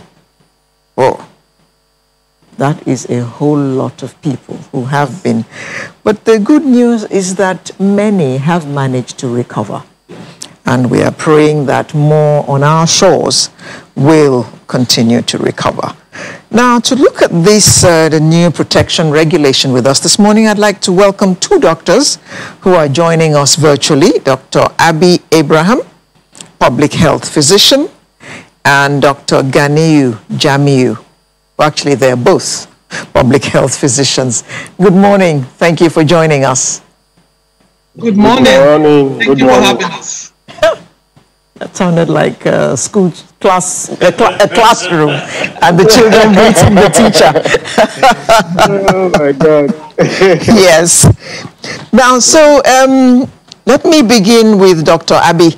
When this regulation, when the president came out with this regulation, what were your thoughts? Were you pleased? Were you elated? Was it overdue as far as you are concerned? Well, I did think it was a very, very good thing to do at the time. Perhaps should have been done a little bit earlier. It does appear with most of our governments that there are lots of things they consider before they put in certain regulations. But we as health people and we as medical people know that these regulations, we are focused on the health of the nation. We don't have conflicting interests. And we do believe that this should have been done possibly a little bit earlier. But having said so, we're happy that he has put in these new regulations. And we are just hoping that they would be enforced somehow. There are lots of things he has said, which in a sense, we all know that we have to do. But the issue is not just putting, saying things. The issue really is about enforcing them, engaging the communities, engendering trust in the communities, and just ensuring that lots of these decrees and regulations are carried out. So this is our thought. This is my personal thought and thought of many physicians, and this is our burden, that what has been said will be carried out. Okay. Dr. Jamiu, considering our antecedents as regards the COVID-19 protocols, how easily do you think that these provisions, contained in the regulation announced by the president, how easily do you think that they will be enforced? Seeing as we have problem using sanitizers, we have problem social distancing, we have problem wearing our masks. So do you think that wielding the big stick now will make us follow those protocols? Well, thank you very much for the question. I don't think just establishing a regulation will make people to want to comply. One thing I want to say, before now, we've been implementing some states have, instituted some of these regulations. They were even, putting up penalties and so on. I can remember Kaduna State and other states. My worry is that some of those things, the content of that regulation, there's nothing new in that regulation. These are things we do on a daily basis, which are already in our protocols, on which many people are not complying. It's a good one, just like Dr. Abraham said. But my worry is also has to do with the issue of compliance. And I may be worried again, because looking at the enforcers of that regulation, the police, the civil defense, and so on, I'm just being a bit worried that at the end of the day, we'll not be recording some level of violence, maybe people being shot and so on. So I think there is a lot more need to be done. Apart from ensuring that we create more enlightenment, educate people, let people know about this regulation, the people that will enforce it to need to be talked to, so that they will not go out of hand and started, taking laws into their hand in the name of trying to enforce the regulation. Thank you. Well, Dr. Abraham, first of all, if we look at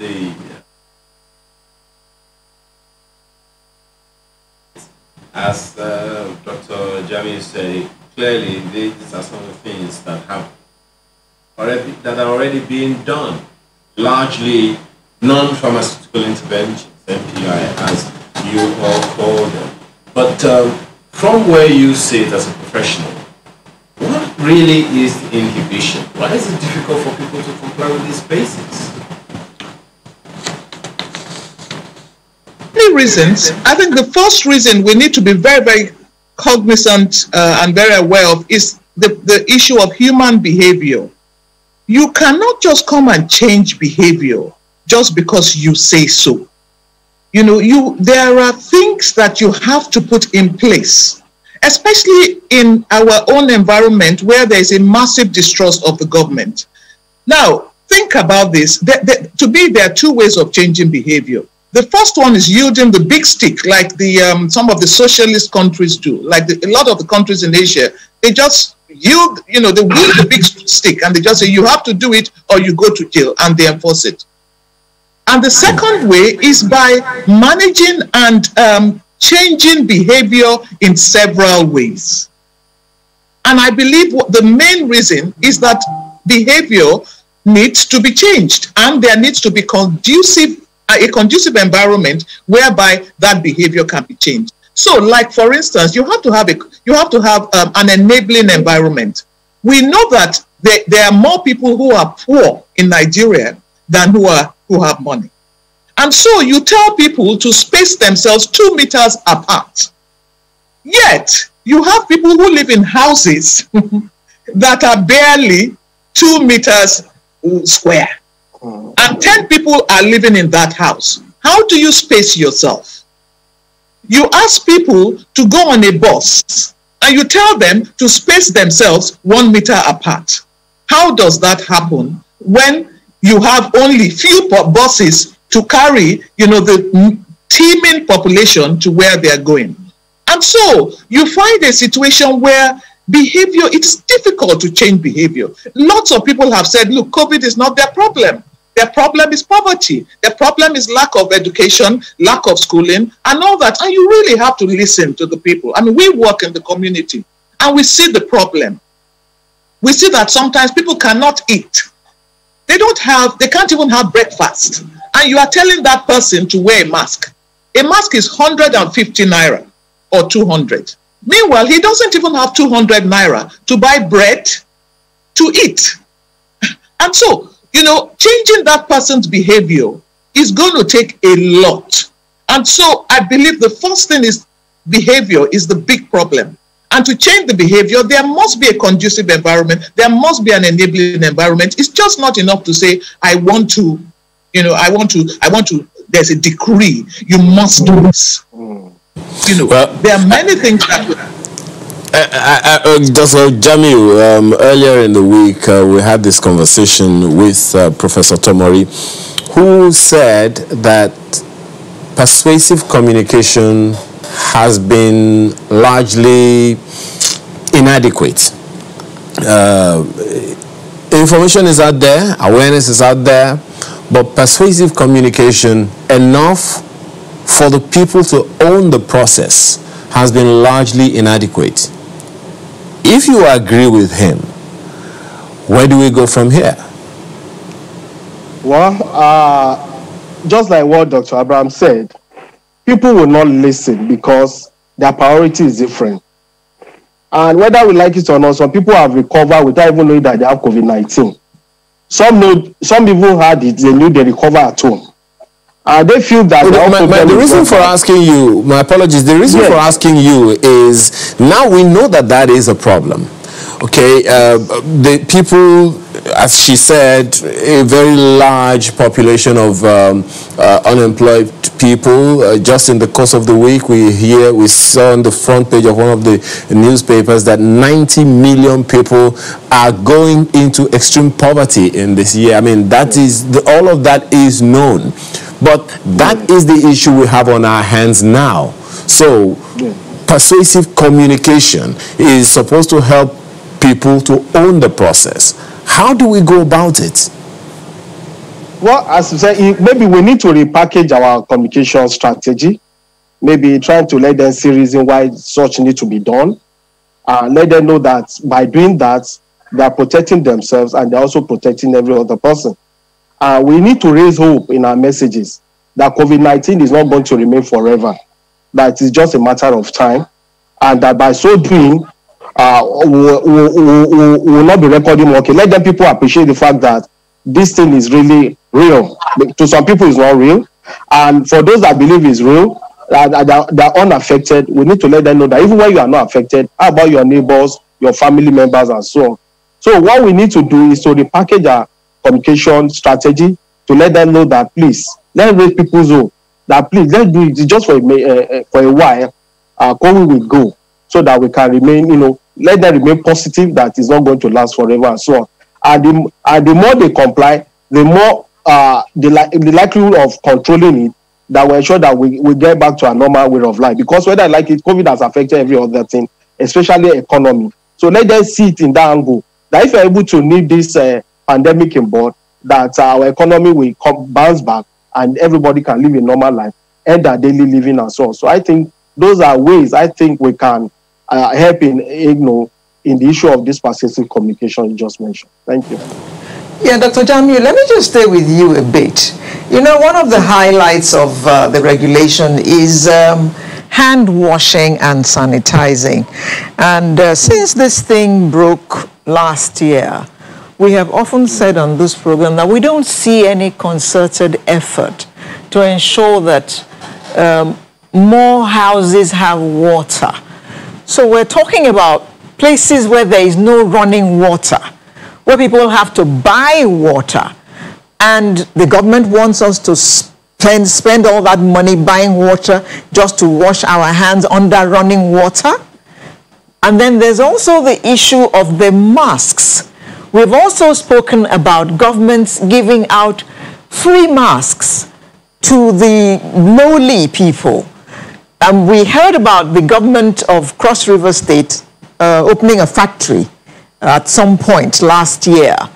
But we haven't heard much more about those masks. I mean, how much are they selling them for? Are they giving them out to the citizens for free? We don't know anything. Yeah. So can you help us out with all this? Well, like for the Cross River, I won't be able to say much about that. But I remember that particular time where masks were being distributed. But one thing I want to say, based on my observation, is that in Lagos here, there is a kind of improvement in the rate at which people wear masks or have their own mask, face mask. But the unfortunate thing is the attitude. I've had several encounters with some people. Why are you not wearing masks? I have it. They will bring it out from their pocket. I'll say, why? Please, this is tiring and so on. I can't breathe well and so on. So I think it's not that people are not aware of the use of masks. It's just the way, that is the attitude, the behavior. Some people don't wear it well. Some put it at the level of their shin. Some put it in their pocket. It's only when you remind some people that they wear their mask. So my advice, as you say, based on that persuasion, we keep on talking, reinforcement, messages. And another thing we need to know, it's not about wearing masks. Some may be wearing same masks for more than a week. These are issues, again, we need to know about that. Some will put it on the surface and just when you remind them, they will pick it up. So there are a lot more than just, wearing masks, washing hands and so on. And for the issue of water, I want to tell us that we all take our baths in our homes. So I don't think issue of washing that should be an issue. People should be able to improvise, get water to wash their hands. But my only challenge is that are they really washing complying with what the government is talking about? And again, on many occasions, I've said it on this platform, that you see why people don't comply is because they are not seeing corpses on the street. They don't believe in some of this. They just believe it's just malaria and they will recover from it. So people should stop disturbing them. So I think, as I said, we need to repackage our communication strategy.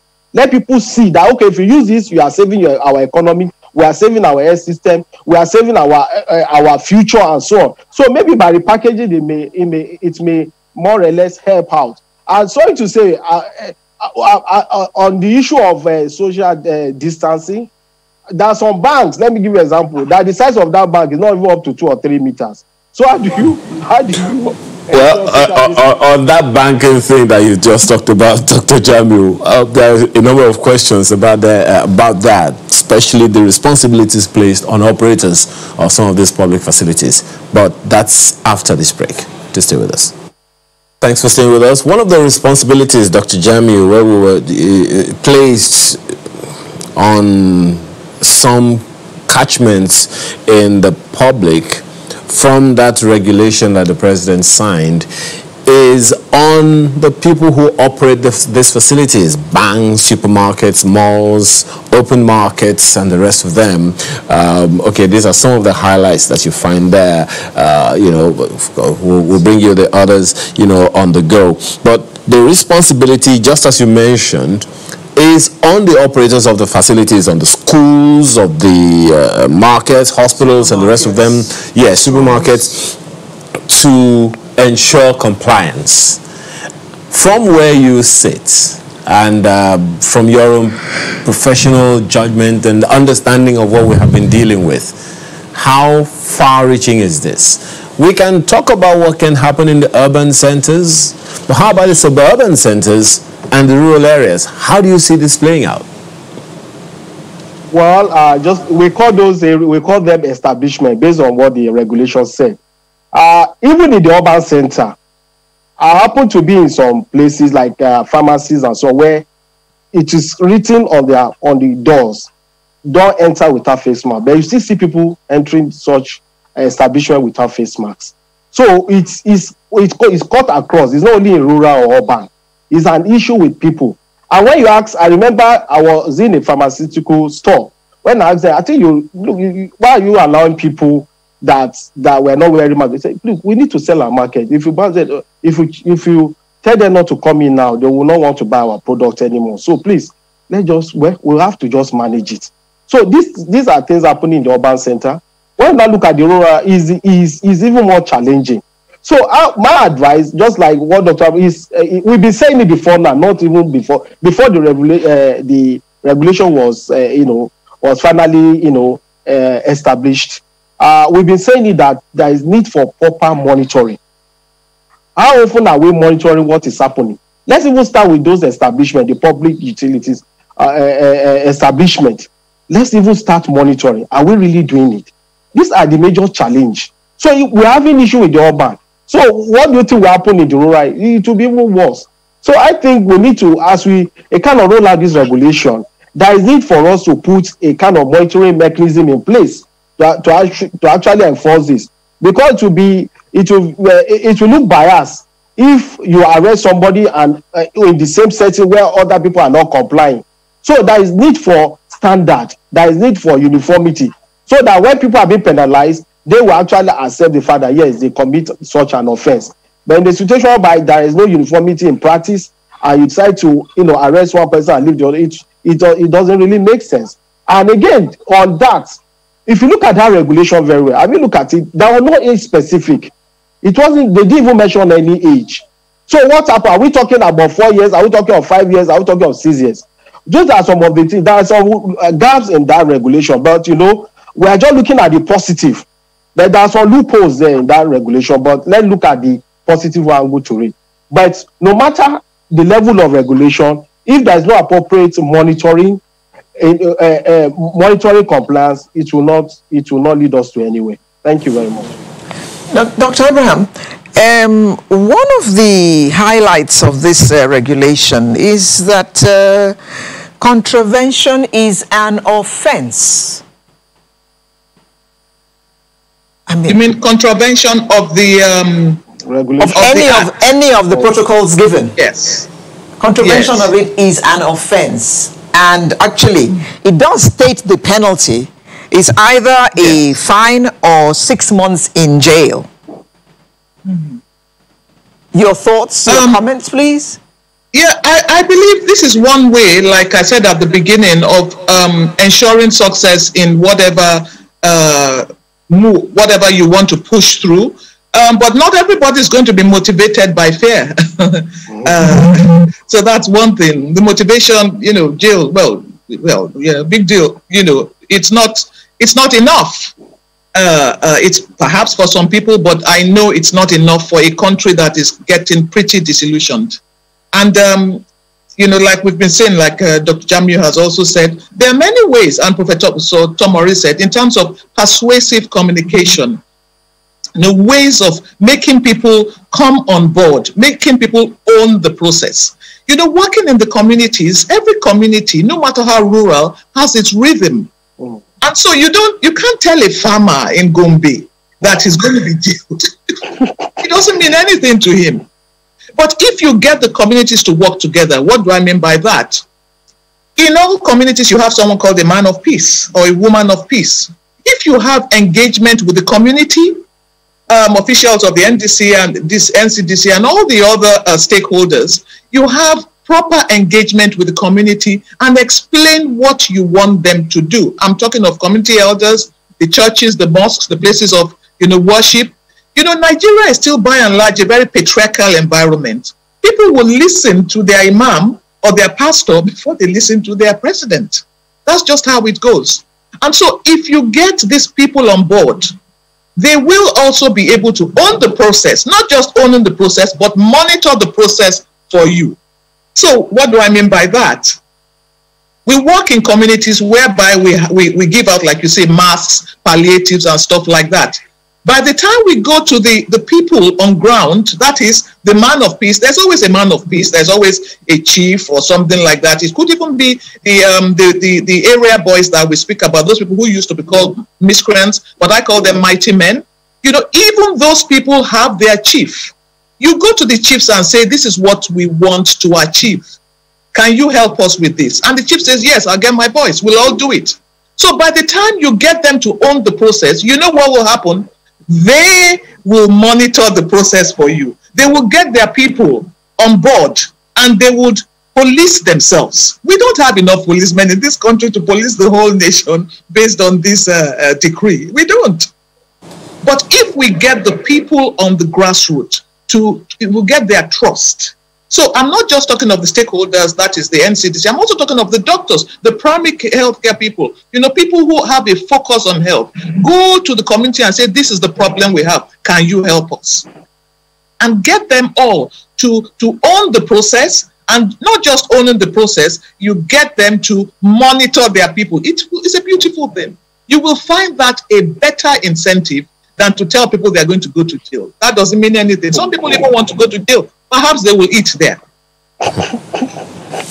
Dr. Abraham, let's look at testing, for instance.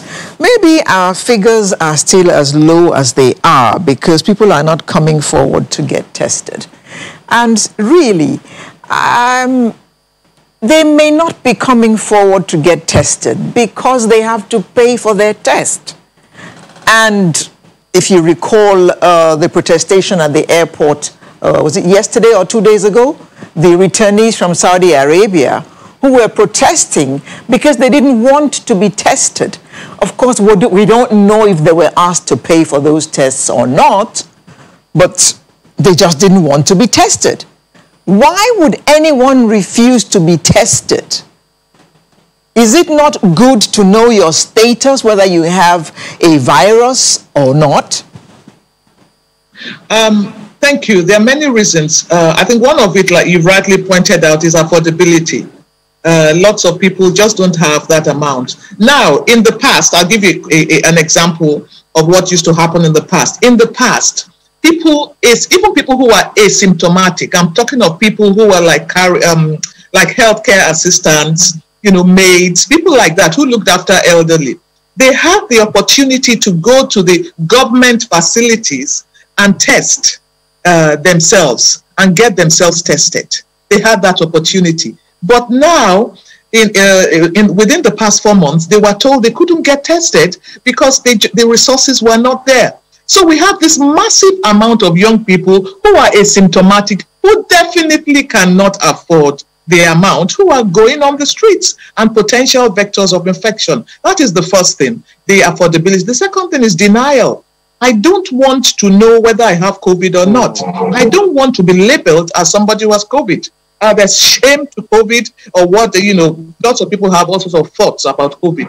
And so there's that too. Like I said, this is personal, Dr. Jamiu will also, he will identify with this. There are lots of people who even have ability to get, they can afford it and they know where to go. They know they can go to the private centers, but they don't want to because if they are told they have COVID, then they have to isolate, then they have to stop going to work, then they have to do all sorts of things. And that is how we are sometimes in this nation. I mean, we all know stories of people who knew they had COVID and they still went to parties. So it's really multifactorial, but I think again I'm saying it's got to be behavior. We've got to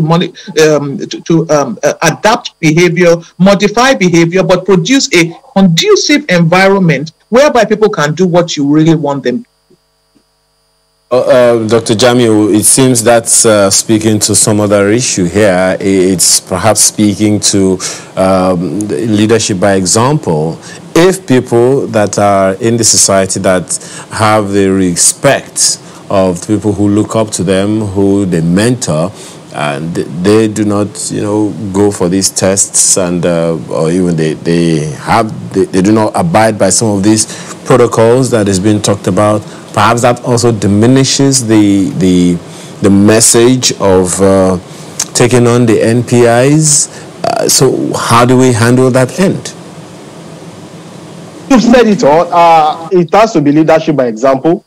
We've seen many cases where our leaders organize parties without, complying with the protocols, parties, birthday, even during the political rallies and so on. So that has actually created that disillusion that these people are just, COVID is not really in the country. And that has also changed people's mind to make sure that they don't even bother about going for testing and so on. So these are some of the things that has actually complicated the reason why people don't want to go for testing. And especially when you see your ministers, governors, so not complying You now feel that why are you being taken as a guinea pig for the COVID-19 issues and so on. So these are some of the issues that actually our leaders need to look into. They need to actually show leadership by example. I want to add to the Saudi issue. You see, these people have been in a very unpleasant environment for almost 3 months in Saudi Arabia, based on reports. Because of that, they've been so frustrated that their major, hope is to get back to their respective homes. You are not telling them to stay in that camp for 14 days, and it's only after they have been tested and confirmed to be negative that they will now go to the virus zone. I want to believe those are some of the reasons why you see them trying to refuse being tested and so on. So those are some of the issues. I think, for instance, again, I remember when they were talking about starting the vaccination in January this year, of which it has been shifted to February. I remember many governors volunteered to kind of say they will make it public. I think it's not only just the vaccine. If the governors too can also practice the non-pharmaceutical measures publicly so that people can see it, the parties, and so I think it will go a long way in changing people's mind in regards to COVID-19 and the testing. Thank you. Abraham,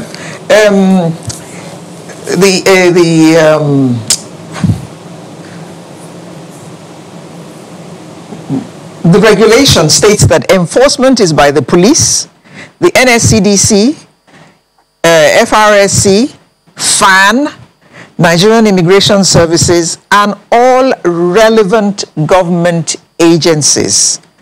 We were speaking at the beginning of this program about those supposed to enforce this regulation, who themselves don't even comply.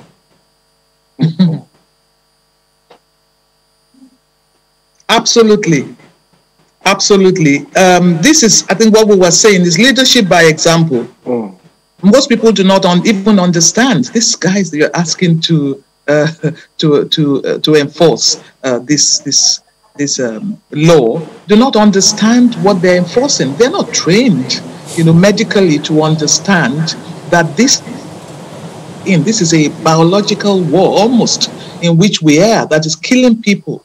They are just trained to enforce, traffic enforcement, this and stuff like that. So I believe training is absolutely going to be critical in what we're talking about. We do need to train our officials. We need to train the police. Again, this is all resources, isn't it? We need to make sure that they're trained and they have the proper WHO training. I do know that WHO have trained, millions upon millions of people online. So they can even connect with the online, channels. Their offices can get them to connect with those channels and get trained. It is a real thing, and I do feel there's a place for the police and all people like that to enforce this. But that is not the primary role of a policeman. It's not the primary role of people like that. And they cannot, in a sense, leave their jobs and go and enforce COVID. So once again, what we're trying to say is that the government alone is not enough. The government has to hold the hands of the private, there must be public-private enterprise, there must be the community, there must be other stakeholders. Everybody must come together to enforce and share knowledge and make sure that all these guidelines are being followed. There must be critical understanding of the problem. You must know that this thing kills. You must know that it is real. And those are the things that we do have to share with the enforcers. We need to share it with the enforcers and make sure they fully understand. Just give you a quick example. On a packet of cigarettes anywhere in the world, you see pictures of people who are dying of cancer. You see horrible pictures. That is a way of modifying behavior. Do you show people horrible pictures? Do they know the seriousness of what they're dealing with? Or they just think that it is not real? There must be a way. We must also come together with the medical people and, of course, with permission of the patients. Make sure that people exactly know what is going on. And based on all this type of information sharing, we could get a higher level of information. Yeah, Dr. Abraham, you said earlier that not everyone is motivated by fear. So what difference will those images make? Thank you. That is an excellent question. Not everybody is motivated by fear of the government. But most human beings are motivated by fear of death. Yeah. Or fear of critical illness. If they know, I mean, permit me to be a little graphic. If they know that people choke to death when they have COVID, it is practically like drowning in your own secretions. If they know this and they see it, it is massive. It's a massive disincentive to not to comply. It's a massive incentive to comply. So they may not, be motivated by fear of the government because, there are many ways of getting out of jail. You know that. But there are not many ways of getting out of COVID. COVID disease, terminal COVID disease.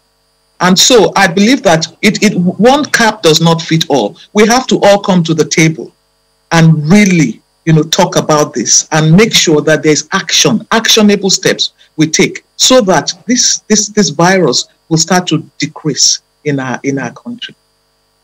Thank you. Abby Abraham, the long and short of this all is that there are certain non-pharmaceutical protocols which we must follow to stay alive, because this matter is a matter of life and death. And absolutely, it's our lives we're protecting, not somebody else's. So we should wash our hands, social distance, use sanitizer, wear a mask. All the things that we've been told to do, we should do to protect our own lives. Thank you very much, Doctors Abby Abraham and Ganiu Jamiu, both public health physicians. Thank you very much for joining us this morning. Thank you so much for having us. Thank you so much. Thank you.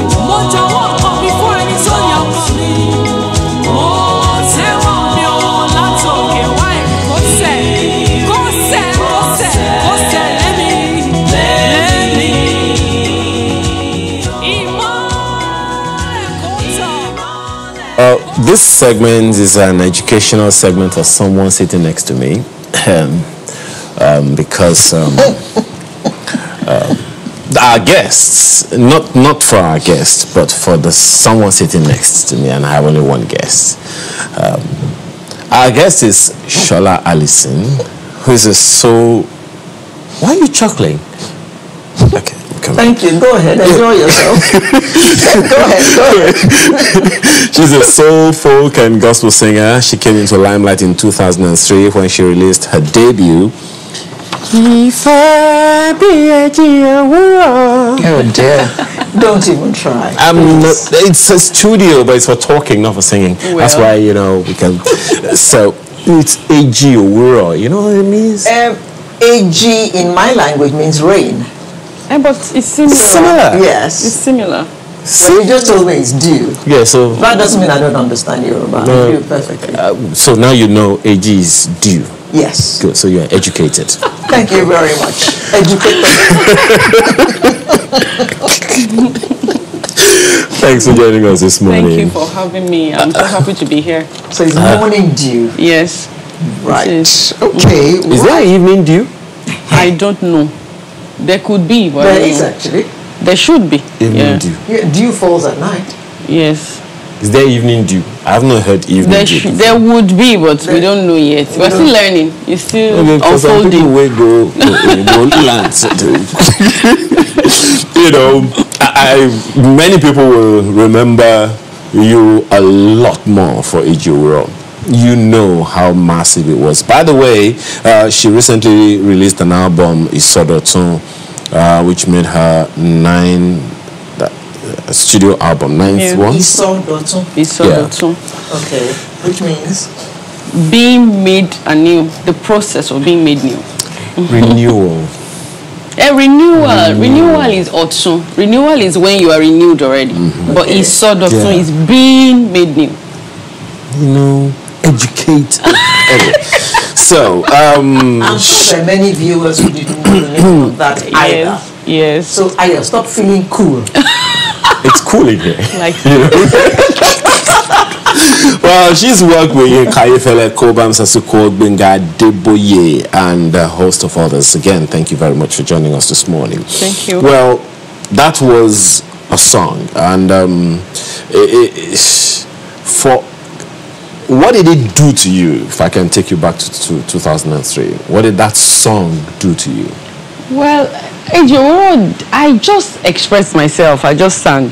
I just did what I had to do. Really? I was contracted to write a soundtrack for a film.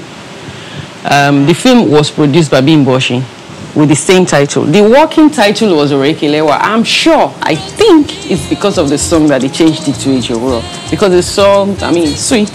Very, very sweet. What did it do to me? I was at a point in my life where I was combining survival with finding purpose. So that I just did it. I did it because I just wanted to express myself. I was given a job to do and I wanted to do it well. And I did it. That's the movie? Yeah. And things changed after then. And when people saw me on the road and they'll be like, she's the one. I'll be like, oh, what's this? I didn't realize, things have changed. So I just did. Like I just do my life the best way I should. Let me take you back. You studied business. And then you went and studied music. What kind of waka is that, as they will say? Well, you know what I call my life wuru to the answer, And somebody might think, you shouldn't talk about your life like that, but in reality, that's the way it was. It's now that my life is in my own hands now. Of course, in God's hands, my life is in my own hands, and I'm being intentional now. But the way I grew up, it was just anyhow. I wasn't planned. I just happened, and things happened to me because both parents had to move on in their lives, and I had to live here, live there. So I would conform to whatever system I was in at a particular point. But when I became sure of what I wanted to do was when I went to study music. And before I went to study music, I was already doing backup singing. I had worked with a lot of people before I went to school to study music. Did you work with your business studies at all? I did. I was a secretary for many years. I was a secretary for many years, and many people don't know, but that's my secret. And it's out now. It's out now. So it wasn't like, I was intentionally here and there. It was life that was pushing me all over. But thank God now I am intentional because I have found purpose that this is what life has chosen me to do. You want to sing? Yes, ma'am. Full stop. And how far has that brought you? Well, I'm grateful to God. It has brought, most importantly for me, it has brought me to the place of purpose. It has brought me to the place of being useful for my world. Because I'm in the entertainment industry, but my music doesn't entertain alone. In fact, entertainment is the last thing in my music. My music is for mind transformation, soul awakening. And I am grateful. The place it has brought me is the place of gratitude for having found purpose, that I can be hope, for people in the songs that I sing, because I'm very vulnerable in singing my songs. I sing like somebody who is in total submission to the will of the Almighty God. That I'm not saying I don't know anything, but you know what I mean when I say I don't know anything. I've fallen many times, I've risen many times, I have cried. Of course I cry. Sometimes I feel depressed, sometimes hopelessness. Sometimes. So why have you chosen to do this in Yoruba? Okay. I think if she starts on that one, we'll not take a break. Finish. Okay. So let me quickly steal my break, and then when we return, you'll be able to answer that question. All right. Do stay with us.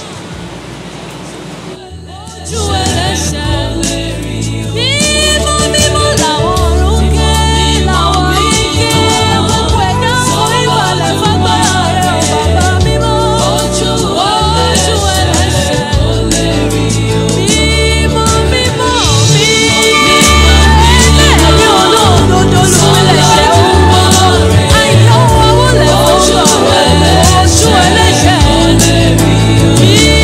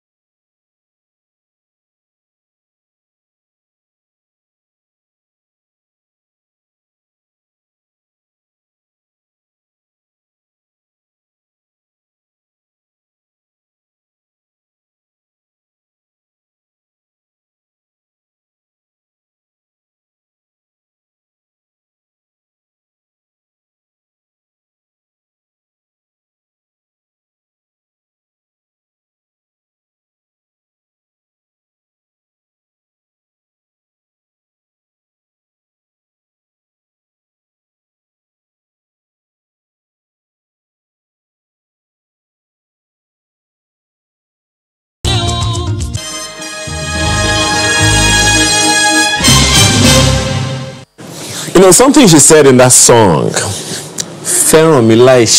it's been translated in English now. It's called Shetanless Love. According to what dictionary? Ask Wole Soyinka, he comes up with all kinds of things. Shetanless love. Okay, yes, we're going to answer her. All I can do is stare at you. It's love. It's Shetanless love. Yes, I know. Yes. I know. So you wanted to answer? Madam Shetanless love. Yes, the question was, number one, do you only sing in Yoruba? And number two, why did you decide to take this your message to the world only in Yoruba? Well, I think predominantly in Yoruba. The story is still being written. I mean, my life has not ended, my career has not ended, I'm still evolving. So I don't know what can happen tomorrow, but I doubt whether, I don't know, Sha. You know the way God works, dynamism sometimes, but now I sing predominantly in Yoruba, and unapologetically so, because I believe that when you know exactly where you are giving your gift and what you are supposed to use it for, you know, you maximize whatever gain, whatever result that you should have. I consider singing in Yoruba as life, as a calling for me. Everybody cannot understand what I do. The whole world cannot understand what I do. So if I take the segment I've been sent to, if I intentionally water the segment I've been sent to, and whoever is sent in English intentionally takes their own segment and saturate it properly, I believe the world will be a better place. Everybody, I studied music in school, and this is English I'm speaking. I could have decided to sing in English or sing any other thing, but because from within me, this is what flows, you know, very easily for me. When I hear something in English, before I will totally understand, it has to be broken down in my heart in Yoruba. Okay, let's talk about Isodotun and this ninth album. Yeah. I didn't even know that people still did albums in. We do. It's because you are not our fan. It doesn't matter. No, I'm your AC actually.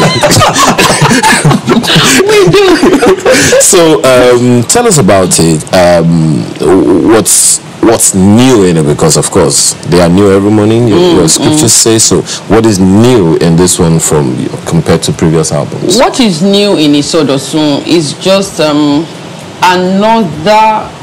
It's a deeper conviction, you know, of my journey. You know, like I said before, I'm vulnerable with my expression. So everything I do, I am telling a story. So like my last album was Eerie. The same meaning of Eerie is dew. So my last album was Eerie. It was Imushe before Eerie. It was Okpe before Imushe. You know, I would have been in a particular season before I will have the strength to come out and put it in a song and write it down. So it's so Otun for me as it goes. I don't want to call it Otun.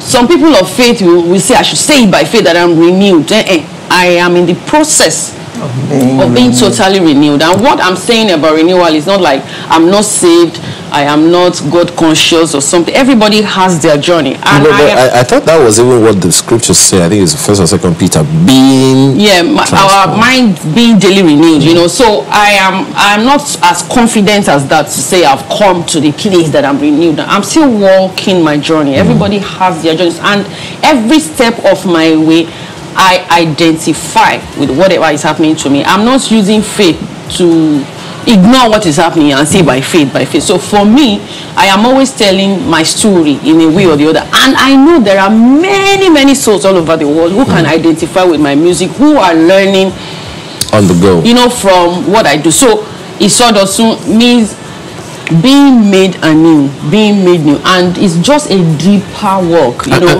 And quite a number of things come, you know, in the mix to kind of test the process for you. Exactly. There is marriage, there is parenthood, there is profession, and you know, that balance. Exactly. How's it going? You have to the way I was doing is the way I feel about all these things, but by faith, because life is not about comfort only. Young people, I hope young people are listening to me. It's not about just being comfortable it's about being useful. It's about moving. It's about doing something. And in the process of doing all these things, you get overwhelmed. Sometimes it is true. I get overwhelmed with, okay, I like to be private. Why should everybody be interested in my business because they like my music? For me, because of the nature I have, that is a challenge for me. So why can't I just feel like I'm angry and I want to express my anger right now? Maybe when you remove your turban and put on a face cap, you become a new person. So you mentioned marriage. So I love this guy. We are supposed to live happily ever after. Your generation made us believe that when we get married like this, when we love like this, it's happily ever after. Yes, so I beg to differ. It's not totally true. And you come to discover that this guy, he has a pair of socks. Why is he always looking for the other pair? Why should I be the one to look for the other pair for him? Oh, the other pair, not the other leg. The other foot, I mean the other one for him. Why should he put his towel in that place? And you try to conform to each other is another challenge. Yes. It's as you are growing up. There is a song in Isodotun titled Ife Adale. That's our love will get to the night. I know you understand what I mean. Our love will last. That's what the process of getting here, it's been sweet, but it took work. Then children. Well, you have to work at a marriage. Exactly. Then children, you are now they are becoming teenagers. You are raising a teenager and is in between childhood and adulthood, and he thinks, hey, I'm old now, I know what I'm doing. Yes. Mommy, I'm an adult. Yes. Add all of that to COVID. you understand challenges in life. So I am not the one who has a calling, who comes to my platform to tell people that, immediately you come to God, immediately you come to Jesus, everything will be okay. No. I am here with my song, with my life, with everything I do. I'm always telling people that it is a process. It is a process.